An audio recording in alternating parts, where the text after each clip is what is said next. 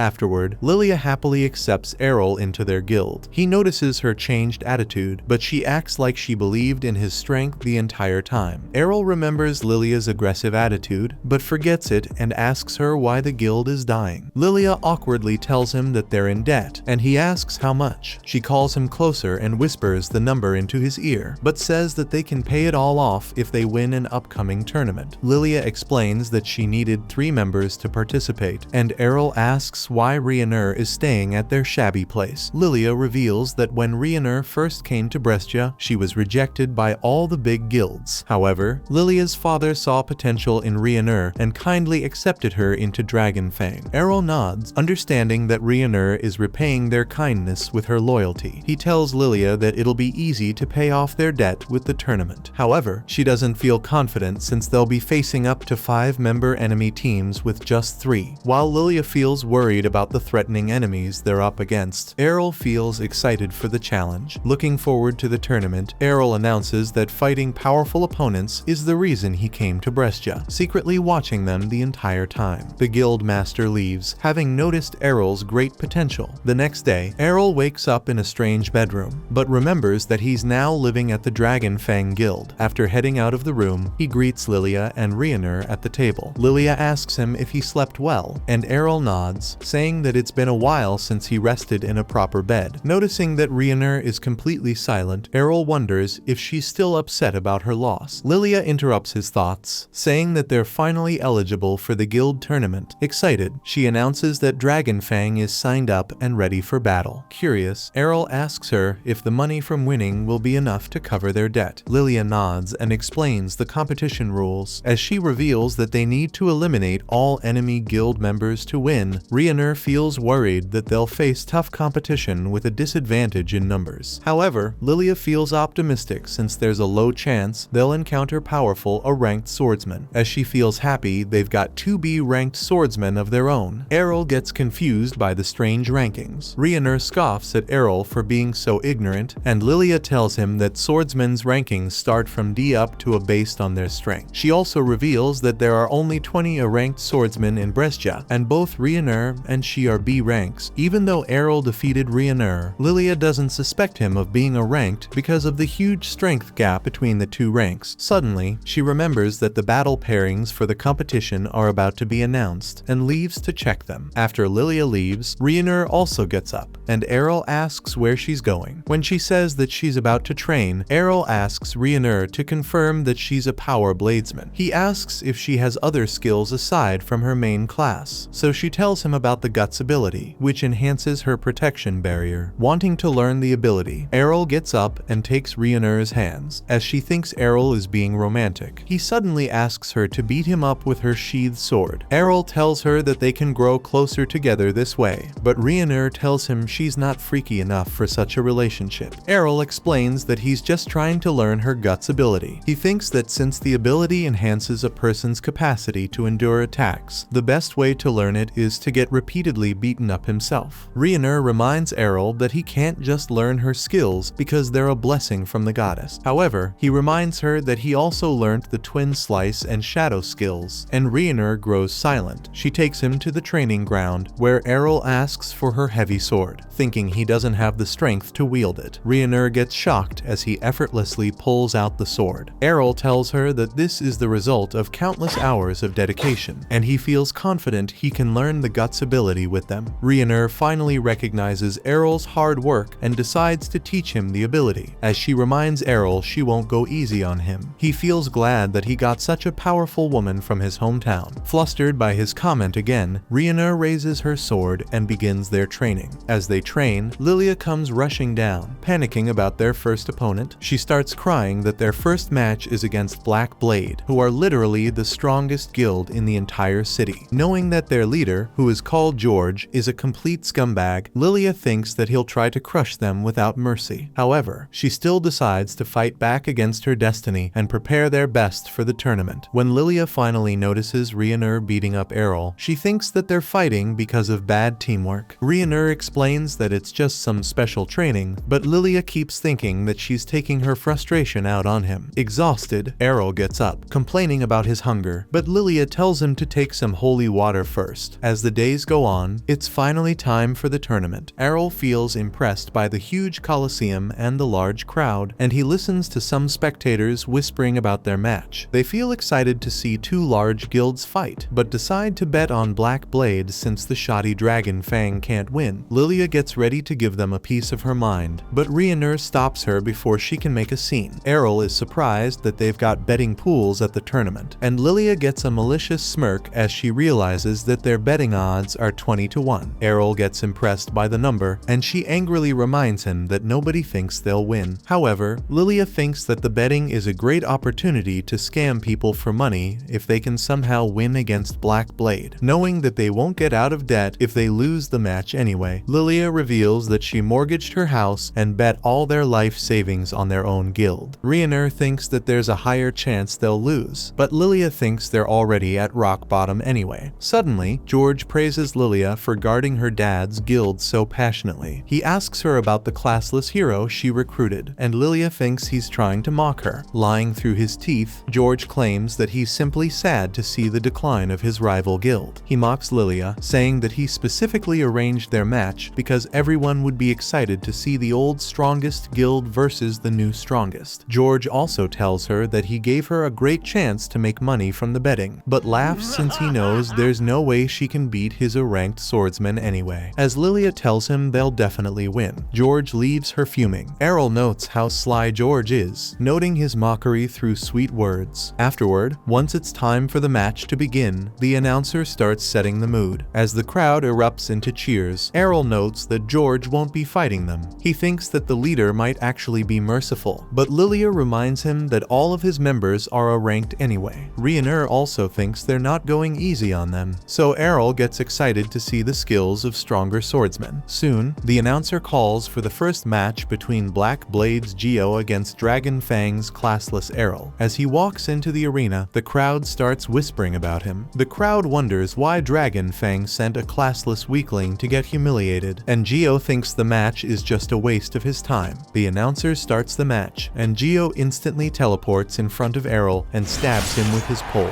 Lilia gets worried for Errol, but Rhaenyra reminds him it's just a shadow. Seeing the shadow disappear, Geo's cocky grin falters, but he turns around and stabs the body behind him. However, he finds out that it's another shadow, and notices two Errols standing in the arena. Geo thinks that he can just take both of them out with a blink dash skill, but he is surprised to see a third one behind him. As the three shadows charge at him, Geo takes them all out, but the real Errol easily appears under him and defeats him with one blow. Geo crumples to the ground, wondering how Errol can create three shadows, but Errol tells him that his mother can create 5 of them without even trying. With Geo down, the announcer declares the victor, and the crowd roars with applause. Lilia also cheers for Errol, while Rhaenyra is shocked that Errol can take down an ranker so easily. As the medics carry Geo away, Errol thinks that he still needs more practice before he can copy Geo's critical strike. Meanwhile, the crowd feels shocked that he can outperform a swordsman while being classless. As George silently watches, the next match begins. The Black Blade's next swordsman slashes at Errol, but he easily blocks his opponent's attacks. Then, Errol easily cuts him down with a twin slice skill and wins the match. In the next match, Errol's opponent tries to use a dagger with close combat, but he appears behind him like a ghost and knocks him down. Even Errol's teammates feel surprised he won 3 straight matches, and Rhaenyra asks Lilia why she isn't fighting. Lilia knows that there's no way she can win, so she decides to keep cheering for their star. She gets Rhaenyra to cheer with her, and they watch Errol fight a shield bearer. Errol easily avoids the opponent's attacks, who thinks that he's lying about being classless. Errol praises his opponent, saying that he needs to gradually wear him down since he can't break through the shields. However, the man reminds him that a classless hero shouldn't even be able to do that. Errol tells him that he put in the hard work to get where he is, but the shield bearer thinks that classes can't be overcome with just hard work. He pretends to attack Errol with his sword, but uses it as a feint to charge with his shield. However, Errol predicts it and counterattacks with his foresight skill. The counterattack knocks the shield away, and the man is shocked, thinking he learnt it from his previous opponent. Errol thinks there's still a long way to go before he can master the counter, but he can use it in battle after seeing it. He uses the counter kick on his opponent again, who remains shocked that he can learn so quickly. Then, Errol walks over to the shield and picks picks it up, angering his opponent. He charges at Errol to punish him, but he easily sidesteps it and takes him out with his own shield counter. After the announcer declares Errol's fourth win, the crowd starts doubting if he's truly classless, and the tournament organizers demand to see Errol's class card to confirm. Errol agrees to submit it, so the announcer takes his class card, places it into the crystal ball, and everyone quiets down once she verifies he's legit. George starts feeling the pressure of loss, while even Rhaenyra starts hoping that they can win their match. Lilia feels upset that she didn't know about Errol's full strength earlier. Otherwise, she would have sold off her family heirlooms to bet even more money on themselves. Rhaenyra says that she didn't expect him to grow this much, and wonders how Errol trained the last 5 years. Meanwhile, Lilia gets ready to marry him, thinking that no matter what happens to the guild, she can always rebuild it if she has him by her side. As Lilia continues her dark plans, Errol feels unsettled by her malicious aura. Finally, the announcer introduces Black Blade's final swordsman, called Master Masamune. Errol notices that Masamune uses a katana, and Rhaenyra realizes that he's a rare samurai-class swordsman. Knowing that Masamune has never fought in public before, Lilia thinks that he's the Black Blade's ace for this tournament. As the match begins, Masamune calmly reaches for his sword, and Errol feels pressured by his calmness. Noticing Errol's hesitation, Masamune smiles and confirms that he's waiting for him to get close so he can use his ultimate technique. After hearing his provocation, Errol starts walking towards Masamune, who feels surprised. He explains that they can't just stay standing like trees for the entire match, and he also wants to see Masamune's strongest moves. Masamune chuckles, saying that Errol won't have time to react or watch if he unleashes his ultimate technique. However, Errol remains confident in his own speed and continues walking. He notices that Masamune's sword is still in its scabbard and wonders if he'll unleash the final attack in just one strike. Errol thinks about using shadows, but decides against it since Masamune is too focused to be fooled by them. He stops right in front of his opponent, knowing that one strike will decide their match. Both boys hold their breaths, and as Errol takes his final step, Masamune instantly strikes with a lightning-fast attack. However, Errol disappears right in front of him, and Masamune feels shocked since he moved so fast with his real body. Behind him, Errol praises Masamune for his speed, but tells him that the person who trained him is much faster. He unleashes a piercing tempest, which overwhelms Masamune and knocks him to the ground. Rhaenyra and Lilia are stunned as they recognize the Sword Princess's finishing technique, while the crowd feels disbelief that he won. The announcer seals the deal, and everyone starts screaming at the Black Blade for wasting all their money on the bets. Both of Errol's teammates celebrate their victory, and Lilia tries to hug Errol when he returns. He avoids her and lets her fall, explaining that it was just a reflex reaction to protect against his older sister. Then, Lilia cheers up, thinking about all the money, and Errol notices Rhaenyra with her arms open. She realizes her embarrassing pose and gets flustered, but Errol tells her that he'd like to hug her without the armor. Lilia offers to fulfill his desires, but he lets her fall again, while George gnashes his teeth, preparing to avenge this humiliating defeat. Afterward, Dragon Fang heads back home to celebrate their victory. Watching Lilia drink real alcohol, Errol is surprised that she's already an adult. Knowing he doesn't drink, Rhaenyra offers him some juice, while Lilia suddenly asks Errol to marry her. He refuses her without hesitation, saying that he'd rather marry Rhaenyra instead. Lilia is stunned and Rhaenyra gets embarrassed, thinking he's just joking. He asks her why she doesn't believe he'd like her, so she explains that everyone sees her as a tomboy meathead. Recalling her childhood, Errol agrees, but thinks that she has grown up into an attractive lady. However, Rhaenyra tells him that she's too focused on swordsmanship to care about romance. Seeing her reject Errol's advances, Lilia takes the chance to flirt with him. To her shock, he decides to practice it with Rhaenyra instead of her. Once their celebration is over, Errol goes back to training the guts ability with Rhaenyra. After a good dose of beating, Rhaenyra tells him that it won't work. Refusing to quit, Errol tells her that he needs to keep being beaten half to death in order to develop the guts ability. He says that Rhaenyra is the perfect partner for the job, but she doubts whether she can help him pull it off. Watching Errol's reckless training, Lilia complains about his careless methods. Suddenly, her dad appears, thinking that Errol is just venting his anger after losing his tournament match. When Lilia tells him that they actually won against the strongest guild, Rod thinks they must have sent some weak teammates as a joke. In response, she explains that Errol actually defeated 5 ranked swordsmen in a row. Her dad is silenced, and Lilia thinks that they can now pay off their debt with the money. However, her pessimistic dad thinks that Errol will just be stolen by a better guild with more resources, so Dragon Fang will remain dead. His negative attitude annoys even Errol, who tells him that he's just a spineless failure who quit despite having an arm he can wield a sword with. Errol's insult hits Lilia's dad's weak point, and he grabs his shirt in rage, screaming that he literally can't use half his skills now as a dual wielder. After Errol points out that he's a classless guy himself, so skills don't matter to him. Lilia's dad finally calms down and leaves after releasing him. After he leaves, Errol sighs, thinking Rod has huge potential even without half his skills. Lilia thanks him for giving her dad some motivation, and both Rionur and Errol think that Rod can return to the ring with some more encouragement, seeing them eager to see powerful skills. Lilia suggests that they should go to a dungeon. Errol doesn't know anything about dungeons, so Rionur explains that there's a huge monster dungeon right below the city of Brescia. The idea of fighting monsters gets Errol excited, and Rionur also decides to go with him. She thinks that it'll be some good training for the upcoming Sword King Cup. Once again, Errol is clueless about the event, so Rionur tells him that it's the biggest and most prestigious swordsman event in the city. To help him register, Lilia gives him a form, but Errol instantly tears it apart. Rionur is confused why he doesn't want to fight in the event, so he explains that Lilia actually sneaked in a marriage form. After getting exposed, Lilia tries to act like it was just a prank, so Errol punishes her in a chokehold. Meanwhile, a strange woman watches the scene from a crystal ball, as George asks her about the situation. When the woman informs George about their plans for the dungeon, he starts grinning deviously, planning to take revenge under the dark dungeon's cover. The next morning, Lilia tries to kiss Errol in his bed. Sensing her disturbing presence, he quickly clamps her face to protect his innocence. As Lilia feels offended by his cold attitude, Errol calls her out for being a creep. Lilia starts questioning his manhood, but Errol just ties her to the bed and leaves her screaming in the room. He knocks on Rionur's door, and she asks him if he needs anything. After getting her permission, Errol enters her room, but finds her peacefully talking in her sleep. In her dreams, Rionur proudly tells her daddy that she has become a power swordsman just like him. Watching her happy expression, Errol realizes that she's a daddy's girl. While in the other room, Rod walks in on his daughter tied up like a misbehaving dog. Afterward, they all head out for the dungeon, and Errol is surprised that it's located within the city instead of a wild cave. Noting the huge crowd gathered at the entrance, Rionur thinks that they're all going to train for the Sword King tournament. Once they arrive, Lilia explains that the teleportation portal at the entrance can teleport people to dungeon floors they've already explored before. Errol wonders if he can head to level 14 with Rionur, but finds out that the teleport only works for the floors he has cleared himself. He feels upset that he has to start with the weakest floors, so Lilia offers to take him through the shortest route with her. Rionur asks to go with them, but Lilia tries to drag Errol away so she can harass him in private. However, Errol also asks Rionur to come with them, much to Lilia's frustration. Once they're in the dungeon, the group encounters some living armors. Errol parries a hit from the first armor, but it quickly circles around him for a sneak attack. Surprised by the heavy armor's speed, he dodges the attack and slashes its helmet off. However, the armor's headless body turns around to attack, and Errol realizes that he needs to attack its legs to stop it. Lilia claps as he takes out the armor, but reels in shock when the haunted armor moves its hand. Then, Errol looks at Rionur, who has taken out her opponent. She tells him that the armor could regenerate if they don't go to the next floor in time, and Errol thinks that a regenerating magic armor is perfect for sword training. Meanwhile, Lilia acts like she's exhausted from the fight, but Errol reminds her that she just stood there like a statue. She pretends like she just wanted to let him and Rionur have some fun, and Errol asks about her class. Lilia proudly tells him that she's a fencer, and Errol recalls that a fencer can advance into the Sword Princess class. Already knowing the Sword Princess skills from his mom, Errol gets bored with Lilia and heads into level 2. However, they encounter an injured boy, who reveals that his team stumbled on a surprise trap. Rionur tells the boy to get treatment in the city, but he doesn't want to leave without saving his friends. Seeing his hesitation, she offers to save his friends in his place, but Lilia stops her. She thinks that they should scam the injured man out of some money for their help, and Errol calls her a complete fraud. However, Lilia refuses refuses to help a broke man for free, so the injured guy tries to flatter her. His fake compliments fail to work. So finally, the boy gives Lilia a bag of coins. Finally getting what she wanted, she happily accepts the money. Errol asks her if the situation seems fine to her, but Lilia tells him the money looks real. He tells her that the money isn't what's wrong, but follows the injured boy down the hallway anyway. While walking with him, Errol notices that despite the excessive bleeding, the boy is walking without a problem. He realizes that the boy isn't hurt at all and is just trying to scam them. But Errol feels excited to face whatever troubles he's going to cause. Once the boy takes them to the hidden room, he is shocked to see his friends missing. Seeing his bloody footprints in the room, Lilia tries following the trail to pick up a coin, but she activates a teleportation trap in the floor. The scammer swordsman grins, saying he was just doing his job, but the trap also teleports him with everyone else. Once they arrive in the new room, Riener notes that it's deeper than any floor she has ever been to. Meanwhile, the scammer starts panicking that he's stuck with them, and Lilia gets up to question him. Her foot kicks the gold coin on the floor, which triggers another trap that summons a strange enemy. As the enemy brandishes its sword, the boy explains that the trap has led them to the dungeon's deepest level, which has the ultimate class Sword Emperor as its final boss. As the Sword Emperor slashes at them, everyone ducks their heads. Lilia gets shocked that the slash tore into the dungeon walls from such a long distance, and Errol remains cautious against his terrifying opponent. It suddenly teleports in front of him, and Errol parries its attack. However, the sword god still drives him into a wall through the parry, while Errol feels happy that he learned the guts skill. Believing that the skill gives him a fighting chance against a strongest opponent, Errol prepares to test his full strength. Watching him act so calm in front of the Emperor, the girls are shell-shocked. Suddenly, Errol also teleports in front of the monster and pushes it back with an attack. In response, the monster unleashes a gravity field that holds down the others, while Errol remains standing under its pressure. Remembering the training from his mom, he recalls how brutal her gravity field was. Thankfully, she taught him how to break through the gravity field, but not without giving him a full taste of the technique on his own body. Errol decides to show off by picking up the gold coin and slashing it in front of the Emperor. Before jumping up for the final blow, he uses the Infinite Break special skill, which destroys the armor and stuns everyone. After the battle, Errol takes a quick sip of holy water, and Riener asks him how he knew the Sword Emperor's techniques. Errol explains that his mom is actually a Sword Emperor herself, but she pretends to be a sword princess to avoid unnecessary attention. Riener thinks that she would have never challenged him with his mom's terrifying background, but Errol feels glad that he got to fight her since she led to his training and growth. Once they're done with their discussion, a portal opens up to exit the dungeon. As the group starts leaving, the scammer boy is surprised that they didn't beat him up for revenge. Lilia tells him that since Errol is happy, she'll spare his life this time. Back in the city, Rod is thinking about Errol's words at a tavern. Nearby, a group of scammers gloats about the easy mission in the dungeon, laughing at their stupid friend for getting teleported away, as one of them says that Dragon Fang will be finished after this loss. Rod asks the group what happened. The leader of the group treats Rod like a drunk old geezer, so he calmly smashes their table apart and asks again. Luckily for the runts, George stops Rod before he can tear them a new one. Rod suspects him of arranging the trap, but George acts all innocent. He tells Rod that Lilia's group stumbled upon a hidden trap, which teleported them into a dangerous area. Furious, Rod charges at George, cursing him for taking his arm and daughter away. However, just then, he hears Lilia's cheerful voice from the entrance as she comes over to party with her friends, relieved to see her safe. Rod quickly hugs her, while George is speechless that the kids survived. Errol tells him that he defeated the Sword Emperor, and Lilia explains that the boy George hired ended up exposing him for organizing this trap. George thinks that it's the kid's fault for being careless in the dungeon, and Errol agrees with his idea. As he begins to leave, Rod tells him that he'll avenge this, but George mocks him for being a useless drunkard. However, once he gets back to his room, he starts throwing a hissy fit like a salty kid, thinking back to the Dual Swords King and Sword Princess. George feels frustrated because they always outshone him. With a monster like Errol in Dragon Fang's ranks, George thinks he'll never have the chance to be the strongest in his life. Seeing his strong resentment, an evil sword calls out to him, offering to help him take revenge for a price. A few days later, in the Dragon Fang Guild, Lilia sighs in frustration. Riener wonders what's what's wrong, so Lilia explains that the preliminary matchups are out for the Sword King tournament, and she got matched up in the same bracket as Errol. Knowing that Errol would obliterate her, Lilia thinks there's no way she can qualify now. Soon, Errol also comes into the room, and Rionur explains that only the winner of every bracket can advance into the semifinals. Seeing Lilia so depressed, he comforts her by saying that she wouldn't be able to get into the finals anyway. Looking at her own matchup, Rionur feels relieved that she isn't in the same group as Errol. He nods, thinking it's a great chance for her to get into the finals and impress her daddy. Happy to show off, Rionur starts grinning, but gets embarrassed that she called her father daddy instead of dad. Meanwhile, Lilia decides not to give up yet and tells everyone to train with her at the dungeon. Errol asks her why he has to go, so she tells him that he'll handle any dangerous situations. Before she can go, her father comes in and warns her to be careful, since George could try to pull another stunt. After telling her to come back if anything goes wrong, he feels embarrassed acting like a father now, but says that he has stopped being a drunkard and is returning as a swordsman. Once it's time for the Sword King Cup, the preliminary matches begin. After her match, Lilia sighs, having lost already. Errol tells her that she wouldn't have been able to qualify even if he weren't there. She admits that she sucks, and Errol thinks it's a shame he couldn't fight her. Hearing this, Lilia thinks there's no way he actually wanted to fight her, and she tells him to be careful in his final round. Errol wonders why he needs to be so careful since he has already seen the strongest swordsman skills in the dungeon. However, Lilia reveals that his opponent possesses many unique skills. She has the magic swordsman class and can enchant her sword with magic while fighting. This confuses Errol, who points out that the tournament is for swordsmen. She explains that anyone can participate in the tournament as long as they belong to a swords guild, just like Errol, who is classless. Errol finally understands and leaves to fight his opponent. Once he gets into the ring, the woman tells Errol not to cry about her magic swordsman class if he ends up losing the match. After he tells her there won't be a problem, both of them get ready to fight. The announcer starts the match, and she immediately starts lobbing fireballs at Errol. He dodges and blocks each of the fireballs before running to get close to his opponent. Once Errol gets close, she blocks his attacks with her own sword and forces him back with a fireball. He notes that the long and short range attacks granted by the magic class are very convenient, but the girl lacks the advanced skills of either magic users or swordsmen since it's difficult to master two classes at once. After getting exposed, the girl feels offended and uses her magic to enhance her sword. Seeing her flaming sword, Errol is surprised, and the girl declares she's using the most powerful skill for magic swordsmen. She slashes at him with a fire blade, which creates a wall of flames in his direction. As Errol avoids the attacks, the girl laughs, thinking she's got the upper hand. While continuing to dodge attacks, Errol admits that the fiery sword can be a very powerful attack if it is mastered properly. The girl agrees with him, but he tells her that she's still pretty trash at using her powers. Errol keeps blocking her attacks while standing completely still, saying that she's not even a better swordsman than the pathetic Lilia. Then, Errol unleashes a twin slice attack, which blows a harsh wind that puts out the girl's flame. After leaving her unarmed, he uses the blink dash skill to teleport right behind her and knock her out, having casually dispatched his opponent. Errol thanks her for showing him a new skill, while the announcer declares his victory. Before leaving the arena, Errol wonders if a classless guy like him can also use magic. A few days later, in Dragonfang, Lilia tells her father to cheer on Errol in the finals. He keeps refusing to go, so she wonders if he's scared of seeing George at the arena. Embarrassed, Rod says that's not true, and explains that after he tried using a sword again, he realized how rusty he's gotten. He doesn't feel comfortable attending the tournament when he thinks he can't even win the finals, but Lilia gets offended since someone like her wouldn't even dream of qualifying. Then, as she keeps forcing him to go, Rod finally gets up. As they walk to the arena, Lilia thinks that Rod would have snuck in to watch the tournament later. Anyway, he wonders why she thinks that, so she reminds him of all the times he encouraged Rionur during her training. Since Rod loves seeing his guild members grow stronger, there's no way he would miss it when Rionur is in the finals. Seeing how smart his daughter has become, Rod smiles, saying that she's just like her mother. Meanwhile, at the arena, Rionur's legs tremble from anxiety. Suddenly, Errol pops out of nowhere and tells her to relax, which embarrasses her even more. He wonders why she's so nervous. So Rionur explains that this is the biggest tournament of the city, and she won't even know who she's facing before getting into the ring. Errol thinks that she's nervous about fighting him, but Rhaenyra quickly denies it. Soon, the announcer shouts that the first match is about to begin between the current champion, George, and Errol. Hearing his own name, Errol starts to leave, but Rhaenyra grabs his hand. Despite feeling flustered, she tells him to be careful, and Errol smiles before leaving. When he steps into the arena, he hears Lilia cheering for him in the audience. As she tells him to destroy the scumbag George, Errol gets shocked as George walks out, transformed into a demonic creature. Feeling George's demonic aura, Lilia wonders what happened to him, and Rod notices a strange sword in his hands. He quickly warns Errol to get away from him, saying that he's using the most powerful sword. Confused, Lilia asks what's special about the sword, so Rod reveals that the sword is sealing a powerful demon. Surprised that someone knows about his origins, the demon George wonders if Rod is from the royal palace. Since George doesn't remember him, Rod thinks that the demon has completely taken over his mind. He recalls that after the original sword god killed so many demons with his sword, it absorbed their resentment and transformed into an evil weapon. However, the sword was sealed in the royal treasury, and the demon laughs that someone foolish has unsealed it. Since the previous royal family died centuries ago, the demon thinks he's free to wreak havoc as he pleases. Happy that he finally got freedom after centuries of waiting patiently, the demon announces that his name is Duagelda. Rhaenyra feels surprised by his name, and Errol asks who this guy is. She gets annoyed that he never paid attention in history class, and explains that Duagelda is a demon who summoned evil power from the higher realm. As the rest of the audience realizes they're dealing with Duagelda, they all get terrified since the demon was capable of destroying entire cities in the legend. Scared of their lives, all of the audience flees the arena, while Duagelda feels proud that he's causing so much fear. However, he doesn't feel satisfied yet, and creates a dark formation which releases a dense evil aura. The aura flares up and turns the sky dark, and creates a barrier around the arena gates that prevents anyone from escaping. Rod wonders if the demon is planning to end them all, while Duagelda gets ready to enjoy a lovely massacre. However, Errol gets ready to fight him. Surprising the demon with his courage, Errol confidently tells him that he can defeat him, since the demon was defeated by a sword god in the past. Duagelda laughs, thinking that there are no more sword gods in this world anyway. However, Errol tells Duagelda that his mom is a sword god herself, but he can defeat the pitiful demon on his own anyway. Duagelda thinks that Errol is just deluded, but gets shocked when he attacks with blinding speed. Realizing that Errol just used a sword god's skill, the demon gets scared of him. While Errol starts running circles around the demon, he suddenly smiles, reminding him that he's also in the body of a very powerful swordsman. Duagelda jumps up, shocking Errol with his speed, and knocks him down with a powerful strike. The demon thinks he has won, but when the smoke clears, he is shocked to see Errol completely unharmed. Errol explains that he survived the attack because of his gut skill, and Duagelda tries attacking again. Errol blocks the attack and uses the Infinity Break skill. The skill creates multiple clones of Errol who gang up on Duagelda together, forcing him back with a billion slashes. After being humbled, Duagelda admits that Errol is a true sword god, but Errol reveals that he's actually classless and sends the demon away. After Duagelda lands on the ground, unconscious, Errol tries approaching him to see if he was defeated. He feels confident that the demon can't hurt him with such heavy injuries, while the audience is shocked that someone as strong as Errol still exists in their world. As Errol leaves Duagelda on the ground, the demon decides to escape him to avoid getting sealed again. Knowing he can only escape by possessing someone else, he searches through the audience and decides to control Rod since he's the most powerful after Errol. Nearby, as Lilia is celebrating Errol's win, Rhaenyra wonders if the tournament will still continue. Suddenly, the sword in George's hands frees itself before launching towards Rhaenyra. Errol quickly protects her, but the sword shoots towards Lilia instead. Rod rushes to save his daughter, but when the smoke clears, he points a sword at her throat, possessed by Duagelda. Duagelda commands Lilia to stand up, and Errol realizes that the evil sword is actually the demon's true body. Duagelda laughs, saying it's too late to figure it out now, but Errol thinks he can just defeat it again. However, the demon warns him that he'll kill his wife if he attacks, which leaves Errol confused. He tells Duagelda that there's no way he'd marry a talentless airhead like Lilia, but the demon thinks Errol is lying since Rod's memories show that Lilia is engaged to him. Instead of fearing for her life, Lilia becomes terrified that Errol will destroy her for lying. Realizing that she lied lied to her father about being engaged, Errol decides to finish her off along with Duagelda. The demon asks if he's really okay with hurting his friend, but Errol replies that he shouldn't have taken someone worthless as a hostage. The awkward exchange leaves the demon speechless, and Lilia finally confesses that she made up the whole engagement story. While Ryanair feels bad for Lilia, Errol tells her there's no way Duagelda can hurt her anyway. The demon accepts his challenge and tries to hurt Lilia, but finds himself unable to move Rod's hand. Fighting to get control of his mind, Rod puts the sword down, while Lilia runs to Ryanair. Errol points out that even after getting possessed, Rod's body never transformed into a demon, so Duagelda couldn't properly control him. Duagelda asks Rod why he doesn't want his demonic powers, so he explains that in the past, he might have accepted his offer. However, because Errol showed him the results of training, Rod thinks that he can regain his past glory without anyone's help. He throws the demon sword over to Errol, who slices it into countless pieces. With Duagelda completely defeated, the darkness surrounding the arena finally disappears, and Errol realizes that he just slayed an ancient demon. After the Dragon Fang's victory at the tournament, dozens of new swordsmen join the guild. Motivated to start swordsmanship again, Rod trains these young fellows in the guild's training ground. However, he's too strong and humbles them all in an instant. As the trainees run away, Lilia asks one of them why he's escaping. The boy points out that her dad is way too strict as a teacher. She nods in agreement. Lilia smiles, happy that their rotting old guild has finally gotten a new life after Errol led them to victory. At the mention of Errol, the trainee asks her where he went. With an awkward face, she tells him that Errol has already left the guild. Thinking about Errol, she starts crying and recalls that Ryanair also left to follow him on his journey. Meanwhile, Errol is riding the same carriage back home that he used to arrive in Brescia. The carriage driver asks him why he's already leaving without enjoying his fame as champion. In response, Errol says there was nothing left to learn in the city since he had already mastered everything. The driver agrees, but remembers that they're heading to the even more boring countryside. As he asks Errol if he's planning to return home, he nods. However, Errol also wants to test his sword skills back home, thinking he can finally beat his mom. The driver laughs, seeing how much he fears his own mom. Back at home, Farah is picking some roses to welcome her son when she realizes he's standing behind her. Errol says that he was hiding his presence, and Farah admits that she only detected him when he got close. When he reveals that he won the Sword God Cup, his mom smiles in praise. Suddenly, she teleports right in front of his face before he can even react. Stunned, Errol realizes that he would have been turned into a shish kebab if his mom were holding a sword instead. Knowing that her son wants to challenge her, Farah tells him to come to the training ground. Once they're in the training ground, both swordsmen raise their swords for the duel, and Farah tells Errol that she's excited to see how strong he has become. Errol tells her to laugh while she can because he's going to defeat her today. In response, she rushes him at lightning speed, but he manages to block her first few strikes. While parrying her attack, Errol notes that it would have defeated him if she hadn't used the same move in the garden earlier. After jumping back from the parry, he unleashes some rapid strikes, but his mom blocks them all. Farah praises Errol for combining the divine air slice and twice slice skills, but he asks her which skill she used to block his attack. She reveals that she just swung her sword the old-fashioned way, which leaves him speechless. Farah tells him that he inspired her to fight without skill, and Errol smiles before attacking again. As they clash hard, the entire village hears their swords clanging. As they think it's a scary monster, Errol jumps into the sky, using even stronger skills to challenge his mom. She uses a binding spell to bring him down, but Errol blocks it. Seeing that he's strong enough to hold his own, Farah decides to unleash her full power. Finally, both of them use the Infinity Break skill, clashing head-on with their strongest move. A little while later, Ryanair walks to Errol's house after searching the entire village for him. When she knocks on the door, his little sister, called Mira, comes out. Ryanair asks to see Errol, but Mira is too jealous to let a girl see her brother. After telling Ryanair that she won't let a cow meet her brother, Mira tries to close the door. As Ryanair stops her to negotiate, Farah and Errol return from their duel. Mira happily jumps into her brother's other's arms, and Rioner notices how similar they look. Mira notices that Errol and Farah are beat up, so he explains they were just dueling. Curious, Mira asks who won, and learns that Errol did in the end. However, Errol thinks he only outlasted his mother because her strength isn't at its prime. As he feels disappointed by the win, Farah jokes that she's still young. Then, she wonders why a pretty young lady is looking for her son and invites Rioner for some tea. Once they're inside, Farah gets straight to the point. She asks Rioner how she fell in love with her son, which makes Rioner completely flustered. While Mira feels jealous, Errol explains that he lived in Brescia with Rioner. This information gives Farah all sorts of unsavory ideas, so Rioner gets embarrassed and explains that they were just guildmates. Then, Errol asks Rioner why she came to his house, so she tells him it was rude to leave the guild so suddenly. He points out that he filled out the official resignation form, but Rioner still thinks he should have said goodbye before leaving. However, Errol doesn't care about relationships since he's only focused on swordsmanship, which leaves her speechless. Meanwhile, Farah feels happy that a girl would travel to their village just for her son. Rioner tells Farah that she also lives in this village, but that isn't the only reason she came. She wants Farah to take her as a disciple. Before they can discuss anything else, Captain Evans rushes to their door. He barges in and explains that something bad has happened in the nearby forest. Many trees have been cut down and the ground is badly damaged. Farah feels guilty because she caused the mess with Errol during their duel. However, Farah calmly tells Evans she just defeated a monster, so he finally calms down. As he thinks about returning and telling the villagers they're safe, he suddenly notices his own daughter. Farah is surprised that Rioner is actually Evans' daughter, while he wonders what she's doing at her house. Farah quickly tells Evans that her daughter wants to train under her to become a good wife. Overwhelmed that his daughter has grown up, Evans starts crying, while Rioner tells Farah she just wanted to train. Farah is confused since she thought the training was for housework, so Rioner tells her she actually meant to learn swordsmanship. Still, Farah carries her momentum and offers to teach her both housework and swordsmanship, and Evans agrees. Rioner is stunned as her father reveals he always wanted his daughter to become a fine lady after his wife passed away. Seeing him push her into marriage, Rioner feels bad that they're ignoring her own dreams. After Evans leaves, Errol visits his father in his office. He asks what kind of magic Leo is researching, and Leo explains that it's a powerful finishing move. Then, Leo puts away his magic and asks Errol why Mira was shouting outside. As he thinks his son finally pulled a baddie, Errol nods. However, Errol tells him he's not here to discuss romance. He tells Leo that he just defeated his mom in a sword fight, and Leo congratulates him. Then, Leo gets serious since he knows what Errol will ask. As expected, Errol asks his dad if he can teach him magic next, but his father refuses, saying it's impossible. Meanwhile, in the kitchen, Farah begins training Rioner to be a housewife. With a big cabbage in front of her, Rioner holds a knife like she's about to fight the strongest enemy of her life. Watching her wield the knife like a sword, Farah realizes the young girl isn't cut out for housework. As Rioner brings down the knife, she successfully cuts the cabbage. However, she also cuts the table below it in half, breaking poor Mira's mug in the process. Farah wonders if Rioner never cooked in the guild, so she explains that they had a cook helping them out. Knowing she's got a long road ahead of her, Farah resolves herself to fix Rioner's pathetic housework skills. Feeling embarrassed, Rioner says that she should just focus on swordsmanship, but Farah refuses. She claims that a swordsman can only become strong once they've mastered their mind and body in all aspects. In order to achieve this, Farah tells Rioner to master basic living skills, so she finally agrees. As Farah feels happy that she has another daughter to raise, Rioner wonders where Errol's older sister is. At the mention of their older sister, Mira explains that she left the house after vowing to make the world a better place for classless people. Rioner thinks she's working for a noble cause, but Errol really doesn't need anyone's help. A little while later, after fixing the table Rioner broke, Errol asks his dad to show him some magic. He gets up and fixes Mira's cup with magic before telling Errol to help him store his tools. While they store the tools together, Leo tells Errol to give up on magic once again. He explains the magic requires a special talent called magical energy, which most people lack. Leo thinks that it's unheard of for a classless person to possess any mana. Errol reminds him that he just won a sword tournament without having a class, so he admits that his son can do the impossible. However, Leo tells him that despite his incredible incredible dedication. He can't master magic with hard work alone. He explains that a lack of mana is like missing the limbs to use magic. Errol nods in understanding, but thinks that he does have some magical energy. Leo shakes his head, saying that if he had mana, he would have received the magician class. Despite that, Errol is confident that he has magic. He explains that he discovered the energy when Rhaenyra used to beat him up at Dragon Fang. Leo gets concerned that his son is a victim of domestic violence, but Errol reassures him that it was consensual. While Leo gets even more worried, Errol reveals that during his training to get his guts skill, he used to consume tons of holy water for recovery. Lilia got tired of him emptying the guild's budget, so she got magic potions instead. Rhaenyra wondered if the potions were expired, but Lilia thought they could have been old bottles of holy water too. Errol drank the bottles anyway, thinking that expired medicine would be good training for his internal organs. However, he explains that after drinking the potions, he felt some energy returning to his body. Errol says that the energy was different from the protection blessing, so it could have been magical energy instead. Hearing this, Leo finally feels hopeful that his son can learn magic. He admits he was a bit jealous that his wife was the only one who got to train Errol, but now that he can teach magic to him, he feels happy. Ready to begin training, he asks Errol if he can feel the mana in his body. Errol nods, so Leo asks him if he can move it around. As Errol concentrates, Leo tells him to focus the mana on his palms. After a while of intense focus, Errol brings out a bright glow of energy on his palms. Seeing the successful attempt, Leo is overjoyed, but Errol wonders what he just did. As Leo tells him that he just used mana for the first time ever, Errol falls back in exhaustion. Errol feels disappointed that his energy is so weak, and Leo confirms that he's not even at the level of a child sorcerer yet. However, he tells Errol that he can increase his mana by practicing over and over. Errol feels relieved that he can finally train since he's good at working hard, but he soon passes out from exhaustion. Looking at his son, Leo feels glad that Errol didn't give up despite his warnings. While shedding tears, he feels proud of his son, who has shown him that the impossible is possible. After waking up, Errol heads to a store to buy mana potions. The store lady wonders why he's buying her entire stock, thinking that the potions are for Leo. However, Errol tells her that he's using the potions for himself. Once he has the potions, he starts chugging them like sodas while training every day. After 6 months of training, Errol finally gathers enough magic energy to cast the weakest spells. Leo praises him for his success, but explains that he can't use magic yet. He gives Errol a piece of paper containing weird symbols, which leaves him confused. Leo reveals that the paper is called Magiscript, and that besides having mana, magicians must also learn the magical language to cast spells. Then Leo tells Errol that after he learns a magic skill, the required spell chant will automatically appear in his mind. Errol thinks it's troublesome to create the whole spell upon every cast, and Leo agrees. To help him get started on his magic journey, he suggests studying at the City of Magic school. Seeing Errol's interest in learning, Leo offers to train him for the school's entrance exam. Later, at lunch, Mira praises her mom's delicious cooking. Rhaenyra accepts the compliment, but Mira soon realizes that it was actually her cooking. Jealous, Mira backtracks on her compliment, while Errol also praises the food. Farah thinks that Rhaenyra has grown a lot in both cooking and swordsmanship, and Errol notices how much she likes her. Leo also chimes in, saying that Rhaenyra is a beautiful and hardworking girl. However, this makes Farah angry, so he explains he didn't mean it that way. To cheer up his wife, Leo makes a beautiful heart shape just for her, which explodes into lively firebirds. Watching the glowing birds dance around, Errol feels even more excited to step into the world of magic. After 3 years of intense housewife training, Rhaenyra nervously presents Farah with a cup of tea. As she watches, Farah brings the cup to her mouth before praising her cooking. Relieved, Rhaenyra thanks Farah for all her guidance these years, but suddenly, they hear Mira sobbing loudly. As she comes into the kitchen, crying, Mira reveals that Errol left the house with a letter in his bed. Rhaenyra takes the letter and finds out that Errol left for the City of Magic with no other explanation. While Mira cries because her brother left left to get milk, Rhaenyra feels guilty since she has once done the same thing. Suddenly, Farah hugs her, warning her not to leave them like her cold son. Rhaenyra reassures her she won't dip, and Farah wonders why her children turned out like this. Soon, the culprit comes into the room, lazily rubbing his eyes. Farah sighs, thinking it'll all be fine as long as her kids stay safe. Meanwhile, Errol is in a carriage, riding to the City of Magic. He asks the driver how long it will take, and learns that they've got 3 more days to go. The driver asks Errol why he's always jumping from one big city to another, and the passengers get interested in him as well. The kids ask if Errol is headed to the School of Magic just like them, so Errol nods. A boy named Kaito wonders why Errol is applying at such an old age, and his friend Kufa assumes he's just trying the entrance exam again after failing it many times. She tells Kaito not to make Errol feel bad, but Kaito tells her that she just roasted him for failing anyway. While the two of them start arguing, the other girl, Colette, tries to calm them down. In their rage, they ignore her completely, and Errol notes that all 3 of them are wizards. Seeing their young age, he realizes that the kids must have just received their wizard class. Then, Kaito tells Errol that he uses red magic, then curiously asks what type of magic Errol uses. Thinking about his skill, Errol remembers learning from his father that magic is divided into colors based on the elements a wizard uses. However, because Errol didn't receive a magic class for any specific color, Leo told him to try using all of the magic elements. Recalling his experience, Errol tells the kids he's a jack of all trades since he's classless. Kufa laughs, since she thinks there's no way a classless can attend a magic school. Angered by his prank, Kaito tells Errol to stop lying, but he tells him it's the truth. Finally, Errol shows them his class card, which proves that he's classless. Seeing this, Kaito starts mocking Errol for trying to learn magic without a class. Errol sighs, having heard such taunts a billion times already. Suddenly, a creature roars loudly from the forest, startling the carriage horses. The kids get worried about the noise, so Errol explains that it's the sound of a troll king. Terrified of the powerful beast, Kaito tells the rider to rush them out of the forest, but he tells him that the horses are too scared to move. Colette thinks that they're all going to die, but Kufa reminds her that trolls are just slow creatures. Kaito agrees, thinking that they can avoid its attacks to fight back. With her friend's encouragement, Colette nods and agrees to fight. Although the kids are ready to fight, they still gulp nervously as the troll king approaches. The hideous monster shows its face, and Colette quickly clings to Kufa. Kaito reminds her to be brave, saying that it's not too big to handle. However, as the troll gets closer, suddenly, a massive club knocks it into space. As the kids watch in horror, the real troll king finally walks out, 10 times larger than the previous one. Finally, all of the young magicians give up any hope of survival. The girls wonder if they can try doing anything with magic, but Kaito quietly steps out of the carriage, trembling with fear. He pulls out his wand, determined to fight to the death. After channeling all of his mana into the wand, Kaito unleashes a powerful fireball at the Troll King. As the blast explodes in the monster's face, the girls think it actually worked. However, it only roars in anger, ready to destroy the pesky kids. The girls realize that Kaito only made the troll even angrier, and he screams that he has already used up all his mana. The Troll King approaches the carriage to attack, but suddenly, a giant explosion spell vaporizes the monster. The kids wonder who defeated it. Meanwhile, Errol pops out of the carriage, thinking that he went overboard with his mana. Kaito wonders if he was the one who cast the spell, and Kufa points out that explosion is a supreme level red magic. Shocked, Kaito also recalls that only an advanced archmage can use an explosion. Then, Errol walks over to the horses and uses his healing magic. The horses stand back up, and the carriage driver thanks him. Errol asks the driver to show his own skills next time, but he thinks it's too big a hassle. Nearby, Kaito apologizes to Errol for his earlier rudeness, thinking he's a senior magic teacher, and says that from now on he'll be his student. Errol tries telling him he's just a classless mage, but the kids think he's hiding his true identity from them. Seeing them glaze him so hard, Errol thinks he should have just used a sword to avoid suspicion. After everyone calms down, the carriage moves out again. 3 days later, they arrive at a floating island city, pointing towards it. Kaito tells Errol that it's the city of magic, Ulzbal. Surprised by the architecture, Errol gets off the carriage with the kids. Kaito excitedly explains that the bridge connecting the island to the forest is also held up through magic. Watching their friend follow Errol like a dog, Kufa wonders why Kaito adores him so much. She thinks that he might have used hypnosis magic to control Kaido. Hearing their doubts, Errol feels annoyed that he causes suspicions everywhere he goes. As they enter the city, Kaido asks Errol if he'll apply for the Red Magic School with him. This surprises Errol, so Kaido explains that all schools are divided based on the color of their magic. Since every element has a different magical language for its spell chants, all the schools have different teachers and syllabi. Kyufer reveals that she'll go to the blue school, while Colette feels nervous about applying to the green school. Realizing that he needs to take an entrance exam, Errol prays that he doesn't get rejected just like he did back in the City of Swords. After parting ways with the girls, Errol and Kaido head over to the Red School of Magic. As Errol hands over his entrance application, the receptionist asks if he entered all his information accurately. He wonders if she's asking him to check his class, thinking that she'll reject him because he's classless. However, she easily approves his application, which surprises Errol. He asks why the school doesn't reject classless people, so the receptionist tells him they give a fair chance to everyone. With their application approved, Errol walks to the examination area with Kaido. After a young man casts a fireball spell, the examiner calls another applicant. He walks up and proudly reveals he's already an advanced mage, shocking everyone with his talent. Errol wonders if an advanced class is that big of a deal, so Kaido tells him they're basically guaranteed to have a successful career. Errol nods, recalling that his father just ended up in the countryside with his exceptional talent. Kaido thinks that the boy is too arrogant, but Errol reminds him that he isn't any better. Soon, the boy burns the test dummy with an impressive eruption spell, leaving the audience stunned. Seeing everyone fawn over him, Kaido starts bragging about his master, which annoys the boy. Errol shuts Kaido's big mouth, making the boy think Errol is afraid of him. While the boy boasts about melting the metal dummy, Errol tells him to look at it again. As he turns around, he finds the dummy intact, much to his shock. The examiner explains that it's made out of powerful mithril, so ordinary attacks can't melt it. Once again, Kaido starts taunting the young mage for his overconfidence, but Errol shuts him up before leaving to attempt his own test. Standing in front of the durable mithril dummy, Errol thinks it's a good chance to go all out and test his abilities. As he charges his spell, the examiner gets surprised. Finally, Errol casts the eruption spell, which just looks like a thin needle pouring on the dummy. Seeing the spell's weak power, the boy starts laughing at Kaido for his boasting. However, the dummy suddenly melts into a puddle, stunning the young man. Since the eruption spell isn't strong enough to melt mithril, the boy accuses Errol of cheating. Errol explains that he condensed the flame into a smaller area to boost the intensity of its heat, which allowed him to melt the mithril. The boy can't believe that Errol is able to modify his magic. Errol starts walking away, and Kaido wonders where he's heading. Errol tells him that he plans to take the entrance exams at the other magic schools too. He soon arrives at the water school, where Kyufa has just passed her test. She's surprised to see him there, so he tells her he'll attempt the exam just like her. Soon, it's Errol's turn to start, and he creates some tough icicle spikes that shatter the mithril dummy to bits. After destroying all of the applicants' hopes and dreams, he turns around to target the green school. There, Errol finds Colette nervously huddled in the corner and asks why she isn't taking her exam. She tells him she's too nervous to even register, saying that she needs moral support to try anything. Errol tells her she needs to take the exam on her own, so she asks how he handles his nerves when he's anxious. Confused, he replies that he has never felt nervous in his life, which leaves Colette shocked. Errol asks her why a person can feel nervous, so she tells him that it comes from the fear of failure. After thinking about her words, Errol asks Colette if she has never failed before. She nods, saying that she fails a lot, which is why she wants to avoid it. Saying that he has also failed many times, Errol wonders why she's scared of it. Colette doesn't understand his words, so he reminds her that even if a person fails sometimes, their life doesn't just end. His simple words stun Colette, and she finally believes that even if she fails, she can just try again later. After calming down, she thanks Errol for his help. He smiles and asks her how the green school's exam works. Colette explains that in order to pass, applicants must make make a windmill spin with their magic. With this in mind, Errol registers with her and enters the examination area. There, he focuses his mind and unleashes a tornado spell at a windmill. As the rough winds shred the poor windmill to pieces, Errol realizes it wasn't made out of mithril. The examiner tells Errol he has passed and asks Colette to begin her test. She feels even more nervous taking the exam after Errol's insane show of skill, but he reminds her to calm down. Finally, Colette prepares to take her own test and passes it. While Errol leaves the venue, he heads over to the rest of the magic schools, passing all the exams with flying colors. In the end, Errol heads over to the Black School of Magic, surprised by its ruined building. While walking down the halls, he notices a strange creature in a box. Suddenly, a woman comes over to him, asking if he has seen her pet, Gooey. Errol points to the box, so she quickly takes a strange creature out of it. Happy to have her pet, she proudly brags to Errol that it's a chimera she made inside her lab. Suddenly, a skeleton welcomes Errol to her school, but he slashes off her head by instinct. Errol wonders if she's an undead monster, but the skeleton introduces herself as a normal person called Latalia. Errol wonders how she's walking around as a skeleton and asks how he can take the Black School's exam. Latalia explains that since nobody wants to learn black magic, they don't even take an exam. Although Errol is weirded out by their casual attitude, he decides to join anyway. Afterward, he heads back to the city where Kaido and the girls call out to him. The kids rush to ask which school he'll attend, then immediately start arguing over who gets to claim him. Errol sighs and reveals that he plans to attend all of the schools at the same time. Kaido thinks attending 3 schools at once is already impossible, but Errol then reveals that he'll actually be attending all 6 magic schools in the city. As he counts down from red and blue to white, yellow, and black, the kids feel their world shattered by Errol's insane ambitions. Since the kids don't believe him, Errol shows them all the ID cards he received from the 6 schools. They finally believe him, but wonder why the schools are letting him attend multiple institutions. Errol thinks it's because they keep the information on their students private, so other schools can't tell if they're enrolled anywhere else. However, Errol still faces a major problem. His class timings in the different schools all overlap with each other. Luckily, class attendance only counts for 20% of his grades, so he can just make it up by acing the exams. Colette says that this will still be difficult because the textbooks don't contain all the latest information taught in classes. Errol nods and asks the kids if they're willing to share notes from their classes with him. Since they all agree, it only leaves 3 classes for Errol to attend himself. Also, the Black Institute doesn't have any formal schedule, so that leaves Errol with just the white and yellow schools of magic. Hearing this, the 2 girls leave to have a secret talk. While Kaido asks Errol to take the first class at Red School with him, the girls think it's already insane to keep up with 2 prestigious schools at once, but Errol seems too chill about it. Once they've all finished their discussions, Kaido tells everyone it's time to take their first class. A little while later, Errol and Kaido enter their class, where they walk towards the back. As they enter, the advanced mage named Royce quickly notices them, and Kaido starts taunting him for losing to Errol. After Royce tells Kaido he doesn't have the right to brag, he accuses Errol of being a mere spellcaster. However, Errol tells him he's not a spellcaster, so the boy thinks he might be a mage. When Errol responds that he's not a mage either, he gets scared, thinking he might be an advanced archmage. In the end, Errol tells him he's not an archmage either, so the poor boy is left confused about his class. Soon, their teacher comes in for the class, so Royce asks him about Errol's class. The teacher opens his book and tells Royce that Errol is classless, which leaves him flabbergasted. Finally, Errol and Kaido sit down at their seats, and the teacher begins their class. As the teacher starts writing complex manuscripts on the board, Kaido feels his brain melting under the pressure. Meanwhile, Errol is surprised that he's teaching basic magic language, since most spellcasters can naturally use the manuscripts from their skills. Soon, the teacher explains that although the kids don't need to know the manuscript to cast spells, it will help them greatly for more advanced spells. He also reveals that by mastering the magical language, a mage can increase the power of their spells and reduce the mana drain and strain on their body. This information surprises Errol, and then the teacher also reveals that an advanced mage can unlock new effects by rearranging the contents of their spells. As Kaido learns this, he realizes that Errol was effortlessly pulling off this powerful technique without formal training. Errol is also surprised, since he has always seen his dad play with magic spells spells like Legos and copied him. The next day, Errol visits the green school, feeling bored since he didn't learn anything new from all 3 schools. He does feel excited to learn flight magic there, since he has never used it before. Since Errol can use much more advanced magic already, Colette is surprised that basic flight is new to him. He explains that back at home, his dad was too scared of heights, so he never let him fly there. Soon, the wind teacher calls her students to get ready. She tells them all to imagine going up a strong wind draft and then imagine themselves being a bird. Errol notes that this visualization method only works for students who have the wind class, so he can't use it by just imagining it. As he wonders what to do, Colette successfully lifts herself into the air. He feels impressed by this, but she soon loses control and falls back to the ground. While everyone else laughs at her, Colette feels determined to keep trying until she masters the skill. Watching her float on her first day, Errol thinks she can easily master it with some practice. Then, he tries to fly with a tornado spell, but it just catapults him into the sky. After landing on the ground like a fallen meteorite, Errol thinks his method was too extreme, while Colette helps him stand back up. Another student approaches them, laughing at how bad they are. He starts showing off his flying skill and brags that he's good enough to win a race. Since Errol doesn't know what a race is, Colette tells him that wind users usually race through difficult tracks to see which one has the best movement. Feeling interested, Errol thinks he'll join a race too, but the boy reminds him he can't compete without the flying skill. Errol tells him he can learn the skill with enough practice, so the boy asks their teacher when the next race will be held. When she tells him it'll take place in 2 months, the boy tells Errol he'll need at least 6 months of practice before he can fly well enough to race. He thinks Errol should race the next year, but Errol feels confident that he can combine his wind skills just in time for this one. Hearing his confident words, Colette believes he can truly pull it off. A few days later, Kaido visits the green school with the 2 girls since Colette lost an item there. He wonders why the girls needed his help so late, so Kyufa tells him she's scared of creepy rumors. Terrified, Kaido immediately covers his ears, and Kyufa starts taunting him for being such a scaredy cat. He reminds her that she's literally hiding behind Colette, so she starts making a bunch of weak excuses. As the 2 of them start bickering, Colette tells them to keep it down since it's midnight. Suddenly, the 2 kids notice a ghost behind her, and they start screaming in terror. As the ghost enters the building through the window, it immediately covers Colette's mouth to stop her from screaming. Kaido threatens the ghost to let his friend go. As he tries to cast a spell, the ghost raises his hands in surrender and removes his hood, revealing that it's actually Errol. He asks the kids what they're doing so late at night, so they also ask him why he's creeping around like a ghost. Errol points to his feet hovering over the ground, explaining that he's been practicing his flying skills every night. Kyufa feels relieved that the ghost isn't real, while Kaido gets worried for Errol's health. Errol reassures Kaido that he's doing fine, since he's currently sleeping as well. The kids are shocked that he can sleep while using the spell, but Errol confirms he does it to save time. He tells the kids this method is great for recovery, but Kyufa thinks there's no way sleeping like this could help his body. Since he stubbornly claims that it works fine, Kyufa gives up and feels amazed that he can pull it off. Meanwhile, Kaido realizes how much he's been slacking on his training. He tells Errol that although he can't ever reach his level, he'll start training much harder to master his own techniques. Errol reminds him to get rid of his fear of ghosts first, while the girls also feel inspired to work harder. After getting Colette's lost item, the kids return home. While Errol wonders what to do next, he enters the black school, where Latalia perks up to see him. Errol tells her he just wants to use the library, so she gets disappointed. Then, she gives him a library card, and Errol explains that he wants to read all the unique books from the black school since they're not found anywhere else. Seeing his enthusiasm to read black magic books, Latalia tries recruiting Errol into her office since no one else wants to work there. However, he refuses her kindness and sticks to just taking the books home. The next day, while Errol is in class at the red school, he raises his hand to ask a question. When the teacher turns around, Errol points out that he misspelled a line, which surprises him. After looking at the board, the teacher realizes Errol was right, so he starts correcting it. Kaido is impressed that Errol can point out a teacher's mistake, so he explains that he had to memorize every single spell he uses because he can't automatically summon them with a skill. Kaido feels creeped out that Errol can remember all those complicated spells, so he reveals that he shortens the longer ones to make room for more. As the teacher hears about Errol's shortened spells, he asks asks him to overwrite the spell on the board with his shortened version. He agrees and walks up to the board and writes his shortened version. Seeing that Errol removed 2 full lines from the spell, the teacher acknowledges his talent. However, he points out that Errol's version cuts out all the safety features, so the shortened spell could blow up if it fails. While Kaido feels his head spinning from all the complex ideas, Errol tells the teacher that divine protection is enough to handle any explosion if the spells fail. The teacher wonders how he can withstand the pain from a literal explosion, but Errol says he can endure it as long as he doesn't die. Hearing his confident response, the teacher thinks for a bit. Then, he asks Errol if he wants to take an exam for a direct promotion to the 2nd grade since he already knows so much. While Errol feels intrigued, Royce also gets up and asks to take the promotion exam. Afterward, the teacher takes them to an enclosed space with a metal gate at the end. The teacher tells the 2 boys that as soon as the gate opens, they'll face a monster to defeat for the test. While Errol thinks it'll be easy to pass, the teacher warns him not to let the monster get too close. Then, he asks the boys which of them wants to go first, so Royce steps up. Once Royce gets ready, the teacher opens the gate. Soon, a large minotaur comes out of the gate, making Royce nervous. As the monster charges towards him, Royce quickly casts his eruption spell on it. Unfortunately, the monster avoids his attack due to its fast speed and keeps on charging towards him. Meanwhile, Errol feels impressed since Royce has greatly increased his spell's power. However, due to his bad accuracy, he is unable to hit the minotaur with the stationary firewall. Soon, the minotaur gets right in front of Royce. As the giant monster raises his paw to attack, Royce flinches in fear, but it suddenly disappears into the air. Nearby, the teacher laughs, saying there's no way their school would endanger a student's life. Errol notices how much fun the teacher is having, while Royce feels bad about his terrible performance. The teacher reminds him that he is normally supposed to take the exam after 2 years of class, so this result was already very good for him. However, Royce tears up from the blow to his pride, thinking that Errol is already stronger than what he'll become in 2 years. Then, he realizes that the teacher allowed him to take the exam to see his own limits. Finally, Royce accepts that he's weak and promises his teacher to train his best from now on. The teacher nods and tells Errol to get ready for his test. He climbs down to the arena, and the teacher informs him that he'll face the same monster. After Errol gets ready, the teacher opens the gate and another minotaur comes out. However, Errol notices that it looks different from before, and even the teacher gets confused. Soon, another instructor comes rushing in, saying that she thought he was holding an exam, as she reveals that she released a higher level minotaur for Errol. The teacher gets shocked. Down in the arena, the powerful minotaur charges right for Errol. He calmly prepares 2 blazing fire spears, leaving the teachers stunned. Instructor Baka's notes that although the smaller spears are weaker than eruption, it's much easier to hit a moving target with them. Errol launches the spears at the minotaur, but it surprisingly jumps over them. The teacher realizes it's only normal for a high-level minotaur to be so intelligent, and wonders if it can break out of his teleportation trap. Thinking that Errol is in danger, he offers to help him, but Errol tells him he's fine. Instructor Bacchus reminds him that frontal attacks won't work on the minotaur, so Errol tries a new strategy. He controls his spears to attack the minotaur from behind, and they easily dig into the monster's back. As the minotaur is defeated, the instructor asks Errol if he added a homing effect to his spears. He nods, saying that he modified the spell to include homing. Then, Errol incinerates the defeated minotaur with eruption, burning it to ashes. The teacher feels amazed that Errol is on par with their school's top student. He thinks there's no way a classless person can be so strong, and thinks that Errol's class wasn't detected properly. As Errol comes back up from the arena, he asks the teacher if he passed. Smiling, Instructor Bacchus says that the result is clear and tells him to start attending the 2nd level classes. Later, Kaido learns about Errol's promotion and starts bragging about it to the girls. However, Errol doesn't seem too happy, since he was only able to take the promotion exam at his teacher's recommendation, as he says that the other schools might not give him this chance. The girls realize Errol wants to get promoted in their schools as well. In reality, Errol actually plans to get promoted in all 6 schools, which leaves them completely speechless. Back at home, as Rionur tries to cook on her own, she gets scared by the hot utensils. Farah tells her she can take a break, but Rionur decides to push through. After carefully bringing a fish above the hot oil, she drops it safely, but still gets startled by the splash. Meanwhile, Mira tells tells Rhiannon to hurry it up, but Farah tells her to wait patiently. She teaches the young girl that all good things take time, just like how Errol became strong after countless hours of hard training. However, Mira thinks that Rhiannon can't compare to Errol, and she agrees. Rhiannon knows that he went through much harder training than she ever did, and wonders what he's doing right now. In the Blue Magic Academy, Errol asks his teacher, Hengel, to take a promotion exam. She tells him to wait until the year's end, but Errol asks her if she can recommend him in an exceptional case. Hengel reminds him that only special students can get exceptions, so he offers to show her his water magic. She sighs and offers to promote him if she performs well in his classes. However, Errol tells her he doesn't want to take the pointless classes in the first place, which angers her. As Hengel feels insulted by Errol's comment, he clarifies that her classes aren't actually pointless, but they're too low level for someone with his skill. His arrogant comments enrage Hengel even more, and she finally tells him to back up his talk and display his true skills. To begin his exam, she takes him to a secluded yard for sparring. Watching Errol confront his own teacher, Kufa wonders if he can defeat a person close to being an archmage. After Errol gets done with his warm-up, Hengel tells him they're not allowed to use physical attacks in the duel. He agrees to the rules and takes a few steps back, but she reminds him that he could get hurt in the fight. Seeing him accept the rules so easily, Hengel wonders if he truly thinks he can beat her. Errol tells her that while he can't be 100% sure, he thinks he's got a good chance against her. His confidence enrages Hengel, so she begins the duel with a powerful ice tornado spell. As the harsh winds freeze Errol into an ice block, Kufa gets worried for him. Hengel thinks she has already won, so she tells Kufa to learn from the match she has just witnessed. Suddenly, Errol breaks the ice from inside, revealing the ice barrier skill he used to protect himself. Hengel is finally surprised by his strength, so he summons a dozen ice spikes to attack her. She calms down, thinking it's only a basic skill, but Errol suddenly creates another batch of icicles. Soon, he shoots his icicles to attack Hengel, but she creates her own ice edges to defend against them. Seeing her defend his attack, Errol thinks Hengel is truly qualified to be a teacher. Meanwhile, Hengel recalls that Errol also used the same attack in his entrance exam, so she thinks it's his specialty skill. She tells Errol that ice spells are her specialty too, so he challenges her to an ice edge duel. After Errol creates even more icicles than before, Hengel easily matches his attack. But this time, Errol also forms 100 icicles to her left, right, and directly behind her, trapping her inside a circle of ice. Since changing an icicle's direction requires an incredibly complex spell modification, Hengel realizes she's completely outmatched, giving her no time to react. Errol launches all the ice edges towards her, so she blocks them with a barrier. As she blocks all of the attack, Hengel is surprised that Errol's strikes aren't losing any power despite using so much mana. However, she notes that the ice edges are only freezing around her barrier, which is increasing its strength even more. She thinks that once Errol runs out of mana, it'll be her turn to attack. However, Errol tells her he's about to finish the match, which shocks her. She reminds him that not a single one of his icicles pierced her shield, so Errol tells her he didn't want that either. Then, he launches a glacial lance from above, making Hengel wonder how he has so much mana left. As the lance shoots towards her, Hengel tries to block it with another ice shield, but the lance's sharp edge pierces through the shield and defeats her. After he wins the duel, he leaves the school and meets up with the kids. They learn that Hengel directly promoted him to the class without any other examination since he defeated her. Since his goal is to master all the different types of magic, Errol moves on to getting promoted in the Green School. As he talks to his wind teacher with Colette, she tells him that the Green School doesn't make exceptions like other schools. Hearing her teacher's firm refusal, Colette tries to drag Errol away. Then, the teacher looks into the school's policy book and finds out that the headmaster can directly promote students if they want to. Errol thinks he's got a chance, but she tells him there's no way she'll let him bother the headmaster for his personal request. The teacher warns Errol that he'll be expelled for disturbing the headmaster, so he finally calms down. It's the last thing he wants. Colette wonders why Errol is in such a hurry to get promoted, so he tells her he's trying to catch up to a person he admires. Then, he asks his teacher if he can directly show his skills to prove his strength, but she keeps refusing him. Finally, Colette thinks of another way Errol can prove himself. She recalls that after the school's flying race event, the headmaster personally presents the prize to the first place winner. Errol thinks it's a great chance to directly meet the headmaster headmaster, but his teacher reminds him that the race is a fierce competition with over 300 participants. Since Errol is confident he can win, he soon goes out with the kids to participate in the race. While the kids cheer for Errol, the arrogant wind user from earlier, named Skake, walks up to him. Since Errol doesn't remember who he is, the boy's precious ego gets hurt. He introduces himself to Errol and claims he'll become the best wind user ever. But Errol tells him he's going to win the race. Skake remembers that Errol couldn't even fly 2 months ago, so the boy wonders how he plans to win the full race. Errol tells him he has practiced a lot since then, but Skake thinks there is no way he could improve himself so much in such a short amount of time. Soon, the event announcer, Grid, starts the event. He explains that the race will start from their school, looping around the entire Magic City before returning. Then, he points to the headmaster, who is attending as a special guest, and tells the audience to cheer for him. As the headmaster tells everyone to stay safe, Grid then introduces the commentator, Instructor Dummel. The appearance of the handsome instructor sends all the girls into an uproar, so Kaito gets jealous that he's getting all the attention. With all the preparations complete, the participants get in line to begin the race. Soon, Grid starts the race, and all the mages fly up. Unfortunately, many inexperienced mages collide with each other from the very start, leaving the skilled mages to actually compete in the race. As Grid comments on the match, suddenly, a student loses control of his magic and crashes into the audience. While the kid lies in a mess of his own bones, Dummel points out that he made the same mistake last year. Meanwhile, a girl named Dione is leading the race within the top 15, and Dummel notices a few new competitors among them. As he looks at Skake and Errol, Skake wonders how Errol is keeping up with the fast speed. Errol tells him that the top competitors are actually going slow right now since they need to preserve stamina for the rest of the long race. Skake is shocked that Errol considers this high speed so slow and tries to cover it up. In that moment, Errol notices a sharp turn coming up from the school gate's narrow path and focuses on perfectly executing it. As Grid reaches the gate, he riles the audience to watch if the top competitors can make it through the turn. The first two of them are unable to turn around in time, so they go straight into the city's lake. Behind them, Skake makes sure to turn perfectly, and he makes it out after an intense effort. Skake thinks he has finally left Errol behind, but he easily comes behind him at a relaxed pace. Soon, Grid follows the students as they fly around the city, noticing that the race is already halfway done. Seeing Dione leading the competition, Dummel thinks she'll win since she has won the last 3 races as well. However, Skake and Errol keep pace with her, so Grid thinks they could see an exciting upset. Meanwhile, Dione is surprised that first grade students are keeping up with her speed, so she decides to get serious. So she increases her speed and pulls even farther ahead, so Skake tries his best to catch up as well. Unfortunately, he soon realizes that his body has run out of mana, so he admits defeat. Although Skake falls behind, Dummel praises him for his exceptional performance as a first-year student. Then, Grid focuses his attention on Errol, who is still flying next to Dione. Seeing that he's keeping up, Dione speeds up even more. Errol knows that he can't go any faster than his current speed, so he decides to use a secret skill to boost it. With bursts of air under his boots, he catches up to Dione with the extra speed. Even Grid gets surprised by Errol's performance, so Dummel explains that Errol is condensing thick masses of air around his feet and kicking them off to propel himself forward. Grid is surprised, since he didn't think such a spell was even possible, while Dummel points out that air bursts only give a small boost in speed, but Errol has sped up dramatically with his kicks, so Grid wonders how he's doing it. To explain Errol's incredible speed, Dummel assumes his legs must be unbelievably strong, since only Supreme Class swordsmen can pull something like that off. Hearing Dummel's commentary, Errol feels impressed that he figured it out. In reality, he is using Soar, which is a swordsman's movement skill. As the final participants race towards the end, Grid wonders which of them is going to win. However, Dummel thinks things won't be so simple, since they have to make another sharp turn to enter the school gate. At the students' current speed, such an abrupt turn would be almost impossible to pull off for them. Dione also notes that she has to slow down for the turn and waits for Errol to slow down so she can gain some distance over him. However, he refuses to slow down even as they reach the gate, so Dione is forced to protect herself and remain behind. Grid praises Errol for taking the lead, but he thinks there's no way he can make the turn. Somehow, Errol proves him wrong by punching the air in front of him to knock his body back and reduce his speed. With the assistance of his punches, he easily goes through the gate and crosses the finish line, winning the very first race he's ever entered. After Errol wins, Dione congratulates him on the victory. While Dione feels determined to try again next year, Skake slowly pulls up behind them to finish in third. Afterward, the headmaster congratulates Errol and presents him with a certificate and medal for his victory. After accepting the awards, Errol asks the headmaster to promote him, since he just proved his incredible abilities. The headmaster agrees to promote him to 2nd grade and asks where he learned his amazing magic. Errol tells him he just learned it from the school, but he doesn't believe he learned such an advanced flight magic from their basic class. Then, the headmaster leaves after wishing him good luck. Errol feels happy that he has gotten his promotions in the red, blue, and green schools, and looks forward to tackling the remaining 3 next. A few days later, Errol visits the yellow school, where he asks a teacher if he can get promoted to the next class. She explains that in order to get a quicker promotion, he needed to prove his abilities by making a useful item for their school's showcase. However, since Errol forgot to register, he needs to wait a few months for the next showcase because the slots are full. Feeling impatient, Errol begs her to somehow make an exception for him, but she refuses. Helpless, he tries to tell the teacher he created a new type of golem, but she still refuses to break the rules for him. However, another instructor, called Rogwell, gets interested in Errol's golem. He tells Errol that if he can truly show him a special golem, he'll accept him as his research assistant and get him a special spot on the showcase. Errol thinks the offer is too good to be true, but he accepts it. Behind him, the teacher thinks he has made a mistake, which confuses Errol. She explains that although Rogwell will allow him to take part in the showcase, his requirements are extremely high since he's a golem fanatic. Errol wonders what's wrong with that, so she reveals that Rogwell creates combat golems and uses them to crush weaker students in his showcases. Surprised, he realizes that Rogwell just wants to use him as his living test dummy. The teacher offers to help Errol bail out on Rogwell's offer, but he doesn't mind since he's confident in his own combat abilities. A few days later, the showcase begins, where all the teachers lay out their creations. Soon, Rockwell steps into the arena and announces that he's about to show off his golems. As soon as he appears, the spectators start whispering that Rogwell is going to bully yet another victim. Rogwell summons his earth golems and tells Errol to bring out his own. He nods and summons his golem, Alpha. As Alpha walks out, Rogwell is surprised to see it made out of pure metal. Watching the special golem, the kids feel impressed by Errol's creativity, while Rogwell thinks the metal golem is too heavy to move freely with earth magic. Thinking that there's someone inside the suit of armor, he removes its head, but finds it completely empty inside. After holding the head, Rogwell realizes that Errol made his golem out of a lightweight custom alloy. Believing the light metal made Errol's golem weak, Rogwell orders his earth golems to attack. As one of his golems charges, Alpha takes on a fighting stance. When the golem throws a punch at Alpha,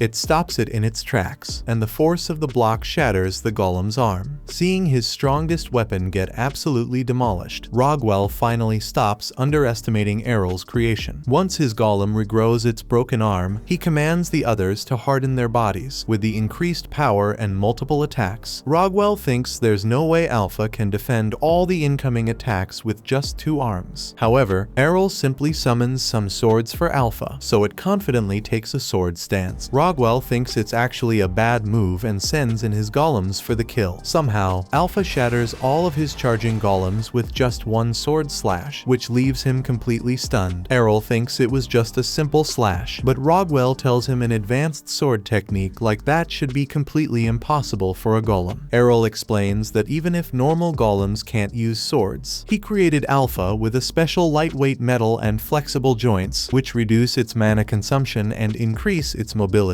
As Errol finishes his explanation, Rogwell understands the logic behind his work, but he still can't believe he actually pulled it off. Errol asks whether his research is enough to qualify for the promotional exam, but Rogwell explains that assistants aren't allowed to take it. However, he says he can get the headmaster to promote him if Errol joins his golem laboratory, so he accepts without hesitation. After getting the promotion at the yellow school, Errol heads over to the White Institute for another promotional exam. There, he greets instructor Keed. Noticing her closed eyes, Errol asks if she's doing okay. Keed explains that she's fine since she's naturally blind, but can sense the magical energy within objects and other people. However, when she actually peeks into his body. She finds a billion different bottomless magic energies inside. Overwhelmed by all the magic, Keed wonders if Errol is okay, so he reassures her he's fine. Finally, she decides to ignore the mysterious energies within his body and takes him to the trial slate. As they enter a dark cave, Keed explains that many skeletons of fallen warriors used to reside there, but their bones became animated after the cave received a large concentration of mana. To begin exploring, Errol uses a light spell, so Keed warns him that the undead are attracted to it. Before long, undead skeletons rush at Errol, but he instantly deletes them with a holy ray and continues on his way down. In the end, Keed has to quickly catch up to Errol. He asks if the exam continues deeper in the cave, but she explains that he's already passed because the requirement was simply to defeat some of the undead. Although Keed feels worried that Errol will run out of mana on the way back, he reassures her that he hasn't even used 1% of it. Suddenly, a powerful undead attacks them from behind, so Errol pushes it back with another holy ray spell. While Keed feels wary of this powerful skeleton, the undead starts introducing himself to them. Unfortunately, Errol keeps blasting it with more holy rays, preventing it from saying its own name. As the poor undead tries to catch its breath, Errol uses a more powerful holy cross spell, which completely incinerates it to ashes. Feeling the skill's incredible power, Keed tells Errol that he just defeated a wight, which is a high-ranked undead variant. She also feels amazed that he can use Holy Cross, since it's a technique only advanced exorcists can use. However, Errol only thinks that the skill is a tiny bit stronger than Holy Light, which leaves her speechless. Later, Errol heads to the Black School. As he studies some books, Latalia suddenly sneaks up on him, and he reflexively knocks her head off. While she rushes to pick it up, Errol feels disappointed that the Black School doesn't have any promotional exams. Latalia explains that they used to have one in the past, but that changed after their school's system collapsed. As she complains about the lack of students, Errol notices how empty the building is. He then asks her what's behind the back door of the reading room, because the room on the other side is completely empty. Latalia reveals that the room is actually a testing lab where a member can test their black magic. While other schools can freely test magic outdoors, black magic has to be used indoors since it shortens people's lifespans. With an empty room available, Errol decides to use it as a demolition arena to try out advanced spells. Later, he takes out a book inside the empty room, but finds it strangely unfamiliar. As Errol opens it, the book suddenly starts glowing and blinds his eyes. However, when the glow disappears, the book is left completely empty. Errol realizes the book's magical glow has leaked into the air, so he starts looking for it because the aura feels evil. He then sees a man floating in the air, who thanks him for letting him escape. When Errol asks if he's a demon, the man confirms it. The demon thanks Errol since he's the only person in years who bothered touching the book that was sealing it. To thank Errol for his favor, the demon offers to give him a gift. Errol tells him he isn't interested, so the demon smirks menacingly. He tells Errol he needs a flesh and blood sacrifice to return home to the demon realm before lunging to attack him. Errol easily blocks the demon's attack before retaliating with his own wand. As he tries to use an explosion spell, it fails to work, so the demon reveals he has trapped him inside a magic sealing barrier. Seeing that magic is useless, Errol chooses to fight directly. He uses his wand like a baseball bat and easily cleaves through the demon's head in one strike. In shock, the demon quickly reconnects its head. The vampire thinks Errol is a magic swordsman, but Errol tells him he's actually classless and immediately starts pummeling him. As the vampire takes his constant hits, he tells Errol that his physical attacks won't work. However, Errol keeps going like a maniac, unleashing millions of slashes on the overwhelmed vampire. Surprised that it is surviving, Errol keeps up his onslaught. Soon, the demon is forced to shrink itself to preserve its mana until Errol forces it to shrink to the size of a rat. Finally, the demon admits defeat and begs him to stop, so Errol agrees. While the demon feels overjoyed, Errol puts a strange seal on its belly, explaining that he has turned it into his slave. As the demon tries to resist, its entire body lights on fire, so Errol explains it'll suffer intense pain every time it thinks about rebelling rebelling against him. Just then, Latoya walks over to check out the commotion and is startled when she spots the demon, but Errol calmly explains that she doesn't need to worry because he turned it into his familiar. A little while later, Errol goes out to meet the kids, who congratulate him on all his promotions. There, they also bully his poor vampire pet, Maddie, but Errol lets him do whatever they want. Errol then tells Maddie to buy some lunch, so he leaves after getting burnt again. While Maddie goes to the cafeteria, he swears to break free of Errol's contract and make him pay. 6 months later, all 6 schools' headmasters sit together for a meeting. There, an official explains to all the headmasters that their schools will get a yearly budget and sponsorship based on their number of students and staff. As he reads the black school's budget, the headmaster, Blag, complains that his school has gotten a 40% cut in resources. The official reminds him that his black school's contributions are much lower than all the others, so it's only fair that they get fewer resources. While Blag feels upset that he can't fund his research anymore, the red school's headmaster, Redora, taunts him for playing around with his childish evil spells. Meanwhile, the white school's headmaster, Guido, points out that black magic is inherently dangerous, so they should consider removing the school entirely. Luckily, the official explains he won't be making such a big move during this meeting, and tells them that his budget is subject to one last change, as he reveals that the schools can receive an increase if they perform well during the upcoming 6-school magic contest. He tells Blag he'll give him the same amount as last year if he wins. Angered by his unfair offering, Blag realizes they're trying to completely destroy his school. Back with group, Errol wonders what the upcoming Magelord Festival is going to be like. The kids tell him that the Magelord Festival is the biggest in their city, with the 6-school magic competition being its grand highlight. Kaido asks Errol if he's going to participate, so he reveals he's going to fight in the rookie division, excited to see his abilities. The kids start arguing over which magic he should use. However, Errol tells them he won't limit himself to one magic, but Maddie wonders which school he'll represent. Errol tells him that the headmasters have called him for a meeting the next morning, so he'll probably learn about it there. Seeing Maddie's interest in the festival, Errol wonders if he likes it, but he acts like demons don't care about human festivals. Elsewhere, that night, Blag draws a strange magic circle on the ground, mumbling about showing everyone the real power of black magic. As he summons the demon realm's strongest monster, a blob of writhing flesh appears from the circle. However, it immediately devours Blag, much to his shock. Moments later, the blob completely absorbs him, free to reign over the helpless magic city. The next day, the freakish living blob moves forward as it swallows all the monsters that Blag captured for experiments. A bit later that morning, Maddie wakes Errol up to start the day, and Errol mentions that he was just dreaming about all the things he lived through back in school. Sometime later, in the Green School's yard, the head teachers gather to pick their students for the upcoming competition. Since Blag is so late, the others wonder if he even has a student to recommend. While all the teachers argue over which ace they should send out, Errol eventually shows up at the scene to find out which school he's supposed to represent. As soon as Errol approaches the group of teachers, every one of them immediately declares to the rest that he's the one chosen to represent their school. Before any of them can clear their confusion, heavy footsteps start approaching the school. Even Errol gets surprised by this strange sound. Nearby, Kufa and the others are helping with the festival preparations when they also notice the strange monster. The slime climbs over the wall. The kids see the monsters it swallowed struggling inside its body. Horrified, all the students scatter from the area, while Errol takes to the sky to deal with the monster. Meanwhile, Royce stays behind to hold off the slime. As he uses a fire lance, the spell harmlessly bounces off the slime's body. Since normal attacks won't work, Royce decides to use a stronger eruption spell. However, before he can even use it, the slime's tentacles shoot out to grab him. Luckily, Dione picks up Royce and flies away before the slime can devour him. Glad to be safe, Royce thanks her. Since the slime lost its previous target, it keeps charging and chases Colette and the others. Suddenly, Colette trips on the ground, with no one nearby to help her. Kufa tries to block the slime with an ice wall, but it shatters it like it was made of glass. Then, Kaido attacks it with an eruption spell, but the slime takes it head-on with 0 damage. Colette wonders if this is the end for her. However, she remembers Errol's words to never give up, so she tries her best to drive the slime off with a tornado spell. Unfortunately, the attack doesn't do anything to the slime, so Colette thinks she at least tried her best to save her own life. Just as the slime's tentacle stretches out toward the kids, Errol suddenly suddenly slices through it with his wand. He turns back to praise the kids for standing up to the monster, and soon after, the rest of the teachers gather around him as well. Once the teachers arrive, they tell the kids to escape, so Errol wonders if he's allowed to fight with them, confident in their abilities. The headmasters all tell him to stand back. Watching the strange slime advancing towards them, they realize it must have been summoned by the Black School. As they all think about scolding Blag for his stunt, they wonder how to defeat the slime's magic resistance first, thinking that the slime is only strong enough to deflect the students' weak magic. The blue headmaster and Guido both attack the slime, however, it easily deflects their full power skills, leaving them completely stunned. Then, the red and green headmaster scorch the slime with a combination fire tornado, but it still lives through the powerful spell. Watching the slime shrug off the magic, the green headmaster thinks it's actually devouring their magic instead of resisting it, since they can't defeat the slime with their strength. The yellow headmaster traps it with giant earth walls. Somehow, the slime starts breaking through the wall, so the teachers wonder how to handle it. One of them suggests attacking the slime with so much mana that it bursts. However, another headmaster points out that if the slime ends up absorbing all their mana, it'll become even bigger and stronger. Soon, the slime completely breaks out of the earth wall. Watching the fight from a distance, Errol realizes that he already knows all of the spells his teachers just used. While he thinks there is nothing more to learn in the City of Magic, Maddie asks him if they'll continue watching the battle from the side. Since he thinks that the teachers could still have some hidden spells, Errol decides to continue watching for now. Maddie nods, wondering how a gluttony slime escaped from the demon realm into the human world. Suddenly, Errol chokes him, demanding that he explain where this kind of slime even comes from. Maddie quickly agrees to tell him everything and explains that the slime can absorb any kind of magic just to grow bigger. He also reveals that magic happens to be the slime's favorite food, so it can grow much stronger by absorbing more. Errol wonders what would happen if the slime got attacked by a magic too strong to absorb. Maddie laughs, thinking that no one can use a spell with so much power. He then tells Errol that physical attacks and weapons also get swallowed by the slime's body, but Errol still thinks he has a shot at defeating it, so he gets down on the ground and summons a sword to fight. Maddie wonders why he is using a physical weapon since he's a magician, so Errol reminds him that he's fully capable of wielding a sword. Maddie feels insulted that he got his butt kicked by a magic wand, and Errol tells him to help him fight the slime. Nearby, the slime continues to advance towards the city, and the teachers wonder if their hometown is doomed. The green headmaster proposes evacuating the entire city, but suddenly, Errol descends from the sky toward the slime at incredible speed. He unleashes a sword technique called Dragon Fang Slash. A lightning dragon materializes and rips into the slime, while all the students from the school watch the battle unfold from afar. Watching Errol safe and sound, Maddie is shocked that the slime couldn't swallow his sword. However, Errol feels disappointed that his attack didn't defeat the big monster. Behind him, the magic headmasters also appear and ask Errol if he's a swordsman. When he explains that he doesn't have a class at all, they're all left stunned. Errol tells the teachers to flee the area since the slime will just devour their attacks. Hearing that the slime loves magic, the green headmaster realizes that the slime is headed towards their school's main building since that's where their students are gathered. As the teachers think about helping Errol, he tells them to remain behind since they'd only get in his way. Although they feel worried about letting a kid handle things, Errol reassures them that he can do it. Finally, the teachers leave the area and return to the students. Back on the ground, the slime recovers the damage from Errol's attack. Maddie grins smugly, feeling proud that Errol's attacks couldn't defeat a fellow demon. Errol threatens to feed him to the slime if he doesn't shape up. Ready to teach him a lesson, Errol hangs Maddie in front of the slime, but it actually moves away from them. While Errol thinks it's because Maddie tastes like crap, Maddie thinks that the slime must be scared to fight them together. Since Errol doesn't want the fat blob to go around terrorizing everyone, he traps it with an earth wall spell. He then flies close to the walls and summons some golems. As the 4 golems surround the slime, Errol unleashes a boosted infinite break attack along with them. Their combined attack shreds through the slime, and the students cheer for Errol to finish off the monster. Watching him use powerful sword attacks alongside magic spells, the teachers wonder if a classless person can truly pull off these stunning feats. Meanwhile, Errol's golems crumble to bits from the pressure of using their powerful attacks. However, the slime still starts regenerating from the blow, so Maddie starts taunting Errol for his his failure. This time, Errol decides to try magic, so Maddie mocks him since the slime absorbs any kind of spell. Still, Errol thinks he can defeat the slime if he just overloads it with enough mana, so he creates a magic circle. Watching the red circle, Maddie thinks he's just using plain fire magic and waits for him to fail miserably. Errol tells him it's not just red magic and summons 5 more different magic circles. Shocked, Maddie wonders how he can use 6 different magic elements at once. However, Errol goes a step further and merges all of the unique magic circles into a single one. In a flashback, he remembers his father warning him to never use those unpredictable magic circles unless he was facing a life or death situation. Errol asked Leon why this magic was so dangerous, so he explained that these circles are combined with an incredible amount of mana to create a continuous chain of combined attacks. Since this combination requires incredible magic precision, if the user loses control of their mana, it would result in a massive explosion that would nuke the entire area. Although Errol knows he could be risking such an explosion, he has no choice but to use the magic against this indestructible slime. As he tries to complete the magic circle, even Errol feels the difficulty of manipulating 6 powerful magic circles at once. Soon, the slime's tentacles grow closer, and Maddie waits for Errol to be defeated. Suddenly, a bright glow pours into Errol, and he looks back to see all of the magic school's students and teachers offering their own mana to help him stabilize his circle. With their assistance, Errol finally completes the elimination spell and erases the black slime from its miserable existence. Shocked that Errol actually defeated the slime, Maddie feels his world turning upside down. Suddenly, Errol grabs him and reminds him of his arrogant words just a few minutes ago. Quickly, Maddie changes his expression, acting like he was just joking back then. After punishing Maddie, Errol flies down to the crater where the slime once was. While he feels exhausted after using all of his magic, the headmasters quickly approach him. Knowing that the elimination magic he just used is a legendary spell only a magelord can cast, the teachers wonder how Errol could use it. They all question how Errol managed to grow so powerful at such a young age, and the yellow headmaster points out that none of them even know the proper way to become magelord. Errol explains to them that he's only a classless person, but he learned the elimination magic from his father, who happens to be a magelord. Shocked, the teachers wonder who Errol's dad is, and wonder if he's the son of the famous Leon. Errol nods, surprised that they actually know his dad. The Red School headmaster explains that Leon was actually his classmate, which meant he always came in second place after him. Although everyone thought that Leon would become their school's headmaster, he just vanished without a trace. Then, the Blue School's headmaster also recalls having a talented junior like Leon, who disappeared for no reason. Errol explains that his father also used to study in all the magic schools, but he left them after mastering their techniques. Then, the Green headmaster asks Errol if he knows how to become a magelord. Errol tells the teachers they just need to master all 6 magics to their peak in order to become a magelord. Since the City of Magic divides its magics into 6 schools, the teachers realize that none of their students can ever become magelords, even if they master one type. As they all realize they still need the Black School to reach the pinnacle of magic, Errol disappears from in front of them. Nearby, he finds a tiny baby slime among the rubble, which survived his powerful attack. Although Maddie suggests eliminating the dangerous slime, Errol decides to take it as a familiar. The next day, in his room, he manages to tame the black slime and decides to name it Wob Wob. Watching Wob Wob clean Errol's trash like a vacuum cleaner, Maddie feels frustrated that it has become a servant. Maddie wonders why Wob Wob became his friend despite getting hurt so much. So Errol reminds him that slimes can't feel pain. Since Wob Wob probably took their fight as a game, it doesn't mind being Errol's familiar. Suddenly, Kaido and the girls barge into the room, afraid that Errol is going to leave their city. Errol wonders where they heard about this, and the kids explain that they learned through their teachers. They then beg him to stay until graduation, but he reminds them that there's nothing left for him to learn here. Seeing him ready to leave without any hesitation, the kids think Errol is being too cold to them. Finally, he offers to visit the Magic City every now and then to spend time with them. So the kids ask what he plans to do once he leaves. He says that he'll return home first, and after that, he'll make his way to the City of Monsters. Surprised, Kaido wonders why he's going to the meeting point of all the world's monsters. Errol explains that he needs to go there since he has a new monster as a familiar, so the kids finally realize that he adopted the black slime. As Errol holds out the slime towards them. The kids feel terrified, but he reassures them that it's safe. Colette thinks that Wob Wob looks like the gluttony slime that destroyed their city, but Errol acts like it just has a similar color. Relieved that the slime is safe, the kids start petting it. Elsewhere, an official yells at all the school's headmasters for letting a talented kid like Errol leave their city. However, they all remind him that even if they tried to force Errol to stay, he would just stomp them all and leave. Just then, Blag tells them they can just create a new magelord with Errol's information. Watching him reappear out of thin air, everyone gets shocked. Blag explains that although his body was devoured by the slime, his soul still remains. Since he knows that black magic is essential for creating a magelord, he looks forward to working with the rest of the headmasters, who wonder if the city will be okay with someone like him around. Sometime later, Errol says goodbye to the three kids and heads back home. As he leaves, a strange woman watches him from the shadows. Elsewhere, in a palace, an unusual monarch asks her subordinate if she has found Errol. The subordinate explains that she has found Errol around the city of magic, so the monarch tells her to bring him to her. As the woman leaves to carry out the order, the monarch feels excited to see Errol after all this time. Meanwhile, Maddie asks Errol how long it has been since he last visited his hometown. He tells him it's been a year, so Maddie falls deep into thought. Errol wonders what's wrong, so Maddie tells him he was just wondering what kind of freaks his family members are. Hearing this, Errol reassures him they're just ordinary people, so Maddie asks if they're classless as well. Errol reveals that his mother is actually a sword god and his father a magelord, leaving Maddie completely shocked. After that, Errol spots a small village along their route, so he decides they'll stop there for the night to get some rest. Later that night, Errol and the others relax in a hot spring bath. Soon, a girl enters and asks if she can join them, so Errol agrees. After getting inside the bath, she asks Errol for his name. He politely introduces himself, yet she still refuses to share her own name, which annoys Maddie. The girl then asks whether Errol comes to this town frequently, but he shakes her head and tells her that he's simply stopping by during his journey. Behind him, Maddie warns Errol to be careful since this girl seems to be hiding her powers. Errol already knows, but he doesn't take any action, so Maddie realizes he wants to test the girl's strength. While Errol laughs at Maddie's guess, the girl turns to him and asks him why he's traveling. He explains that he simply wants to grow stronger, which leads her to ask if he enjoys fighting. Errol says it isn't like that at all. He just wants to see how strong he can become as a classless person. The girl feels surprised and asks if Errol can use any skills. He shakes her head, so she wonders if people make fun of him for lacking any talent. Errol tells her that he has been bullied for being classless before, but it doesn't matter to him. The girl then tells him to come with her to her empire. She explains that nobody in her empire mocks other people for being classless since their empress has forbidden this action. Errol admits that the empire does sound like a nice place, which prompts her to insist once more that he should go with her. However, he turns her down, explaining that he doesn't really mind getting bullied here and there. He then tells her he's got other places to go, before getting up and leaving the bath. Afterward, Errol enjoys some good food in his hotel room. Maddie asks him if it was a wise decision to reject that strange girl, but Errol asks him why he's doubting it. Maddie points out that even if he doesn't mind bullying, Errol could live a peaceful life in this new empire. He also jokes that Errol's retirement would result in his own freedom, but Errol tells him to stop dreaming. The next day, Errol heads out of the town and starts heading home again. As he walks out, the same girl from last night comes out and blocks his path. She introduces herself as Kiriha, one of the 8 generals of her empire, and commands Errol to come with her. He refuses to comply, prompting Kiriha to remind him that the Empress's commands are not something one can turn down. Errol still doesn't care and asks her why her Empress is so fixated on bringing him over. Kiriha admits that even she isn't aware of the reason, since it's classified as a top secret mission, but she does mention that her Empress has been searching for him everywhere. When Errol still shows no interest, Kiriha adds that the Empress will treat him kindly if he agrees to go with her. He sighs, irritated by how persistent she is being. Errol chooses to simply ignore Kiriha and walk away, but she immediately attempts to knock him unconscious and drag him along by force. However, he easily avoids her attack and knocks her away with a kick. Errol then detects a few more people in the bushes around them and calls them out. Soon after, several ninjas emerge from the trees, confused over how he managed to sense them despite all of them using the stealth skill. He reminds the ninjas that it's quite easy to detect someone even if they're trying to hide. side, and 10 people in the same area just feels too suspicious. As the ninja leader feels surprised by Errol's astute senses, she quickly notices that Kiriha has been injured, so she starts healing Kiriha, feeling sad that her master got hurt. Errol realizes that his kick didn't actually damage Kiriha, even if it sent her flying. After she receives her healing, Kiriha orders her ninjas to shape up and attack. Not longer after, Errol cleans up all the ninjas like a bunch of trash. A few minutes later, reinforcements arrive at the scene, and when they spot their comrades lying defeated, they begin to wonder who could have possibly done this. One of the ninjas tells them it was only one man, so they all wonder just how powerful Errol is. Soon, he comes out of the forest, eating a rice ball. Maddie gets upset at Errol for not taking things seriously since Kiriha's reinforcements will now cause more problems for them. Once Errol steps out to face them, one of the soldiers introduces herself as Dragon Princess Dora. She orders Errol to come with her to the Empire, but her companion, Turga, also steps forward, preparing to capture Errol as well. Seeing how eager they are to fight him, Errol allows all the generals to fight him at once. However, he tells all of them to unleash their strongest skills on him, leaving the entire group stunned. Turga agrees, assuming Errol is just acting arrogant, and Dora also accepts, ready to put on a good show for him. He smiles, so they charge at him to begin the fight. In just a few moments, Errol lays out the generals on the ground. He feels upset that he got his hopes up since none of the girls used any interesting techniques. Then, Maddie tells him he's going overboard by indulging these girls so much. So Errol tells him he's curious about their strange empress behind him. Kiriha tells Errol that her empress is the most powerful individual in the entire world. She insists that he wouldn't stand a chance against her empress's unique skill, which makes Errol wonder if the empress might be able to show him something he's never seen before. Watching his expression change, Maddie wonders if Errol now wants to visit the empress, so he nods. Sometime later, Errol reaches the new empire, where 4 more generals greet him. After all of the generals introduce themselves, they ask Errol if he wants a fight. Interested to see more new skills, Errol tells the generals to go all out against him. However, he warns them that they'll get hurt, but they get ready to fight anyway. Meanwhile, in the Empire's Grand Palace, the Empress asks her main advisor if Errol is here. She nods, saying that he'll be brought to the castle shortly. At that moment, the throne room doors open, revealing the 4 generals collapsed on the floor. Errol pops out from behind them, disappointed that all they had to offer was big words. Then, he walks inside and asks where the Empress is, so her advisor, Ernella, gets ready to fight. However, the Empress suddenly rushes out and hugs Errol, exposing herself as his big sister, Astia. She squeezes him tight, but Errol tries to push her away, while everyone else watches in shock. After she calms down, Errol asks Astia why she became the Empress of a new nation. She explains that it's because she once made a promise to him, reminding him that she vowed to build a nation where no one would ever be discriminated against for being classless. The Empress's generals smile warmly, admiring her ideals. Astia declares that he can live a happy life by her side. She tells Errol that he should stay in her nation and live together with their family. However, he turns down her perfect offer, leaving his sister confused as to why he's rejecting everything she worked so hard to create. Errol tells her that he truly appreciates all the effort she put in, but he can't remain in her empire because he needs to journey across the world. Astia asks why he can't simply accomplish his goals within the empire. So Errol reminds her that he's classless. Because of this, he thinks that he needs to travel the world to learn new ways to train, since his body has the limitless potential to learn anything. Errol tells her that he can continue working hard and gaining more experience to learn more techniques, but he can't stay in one place because of this. As Errol tells his sister he'll be happier to be unrestrained, she sighs and accepts his decision. She admits that he has grown a lot, so Errol thanks her for understanding and turns around to leave. Suddenly, Astia tells him she won't hold back and gets up to use a skill on him. Pointing a finger towards Errol, she starts casting, and Ernella notices that she's about to use her decree skill. Astia says that she'll make her brother obey her no matter the cost. Then, she orders Errol to stop, so he stops walking against his will. She tells him to turn around and orders Errol to marry her. All of the Empress's generals realize she's just a degenerate Brocken. Just then, Astia lunges in to kiss Errol, but he simply boots her ridiculous face out of the way. As she falls to the ground, Astia wonders why he didn't follow her final order. He explains that he has been looking for new skills, so he was on guard the first time she used it. When his sister ordered him to stop, Errol noticed that she wasn't casting any charm magic on him. Instead, he felt the wind mana around him stirring, so he realized that her orders only work if the target actually hears them. To protect himself from getting trapped, Errol simply formed 2 layers of air around his ears, completely nullifying his sister's skill. He also points out that she can't give multiple orders at once, so her skill is quite limited. Feeling defeated, she starts crying, but Errol tells her that her skill can still be very powerful if used in the right situation. He then asks whether the generals only follow her because of that skill, but every one of them immediately denies it. The generals explain that they all willingly follow the Empress because of her genuine desire to create a nation without discrimination. This shocks Errol, so he smiles in relief and says goodbye. After he walks away, Astia realizes that he was actually concerned about whether her generals were being genuine. Feeling touched that he still holds some affection for her in his heart, she happily declares that she'll come back to marry him for the sake of their sibling love. A few days later, Errol finally arrives back home. Farah hugs him and reminds him to stay safe no matter where he goes. She asks him to give them a heads up before returning next time so they can prepare to welcome him properly, and Errol agrees. Right after, Mira jumps into Errol's arms, overjoyed to see him again. She starts scolding him for leaving without saying anything, and Maddie is surprised by how completely normal Errol's family behaves. Mira spots the tiny Maddie and picks him up, assuming he's some sort of doll. Errol lets her play with him and even tells her she can take Wob Wob too, while Maddie feels utterly insulted, being a demon of the highest rank. Then, Errol turns around and tells his mother that his elder sister is also doing well. Later that night, Errol is writing a letter in his room when Rhaenyra enters. He wonders what she wants, so she tells him that she just wanted to catch up since it's been so long. Errol agrees to talk, so Rhaenyra asks him about what he did in the City of Magic. But before that, he wants to know how her days went as well. Rhaenyra feels surprised that he's actually interested in her. Errol says that he just wants to see the results of his mother's training. Rhaenyra sighs, realizing that he wasn't interested in her the way she was hoping. She then sits down and asks him about the City of Magic, so he starts telling her all about it. The next morning, Mira comes running into the living room in tears. Everyone immediately wonders what's wrong, and she tells them that Errol left to get milk once more. Meanwhile, Errol flies out of the village as life goes on as normal, with everyone learning and growing each day. Flying on yet another journey, he wonders which exciting experience he'll get to have next. This was the end. Watch the next video on screen and subscribe to not miss more recaps.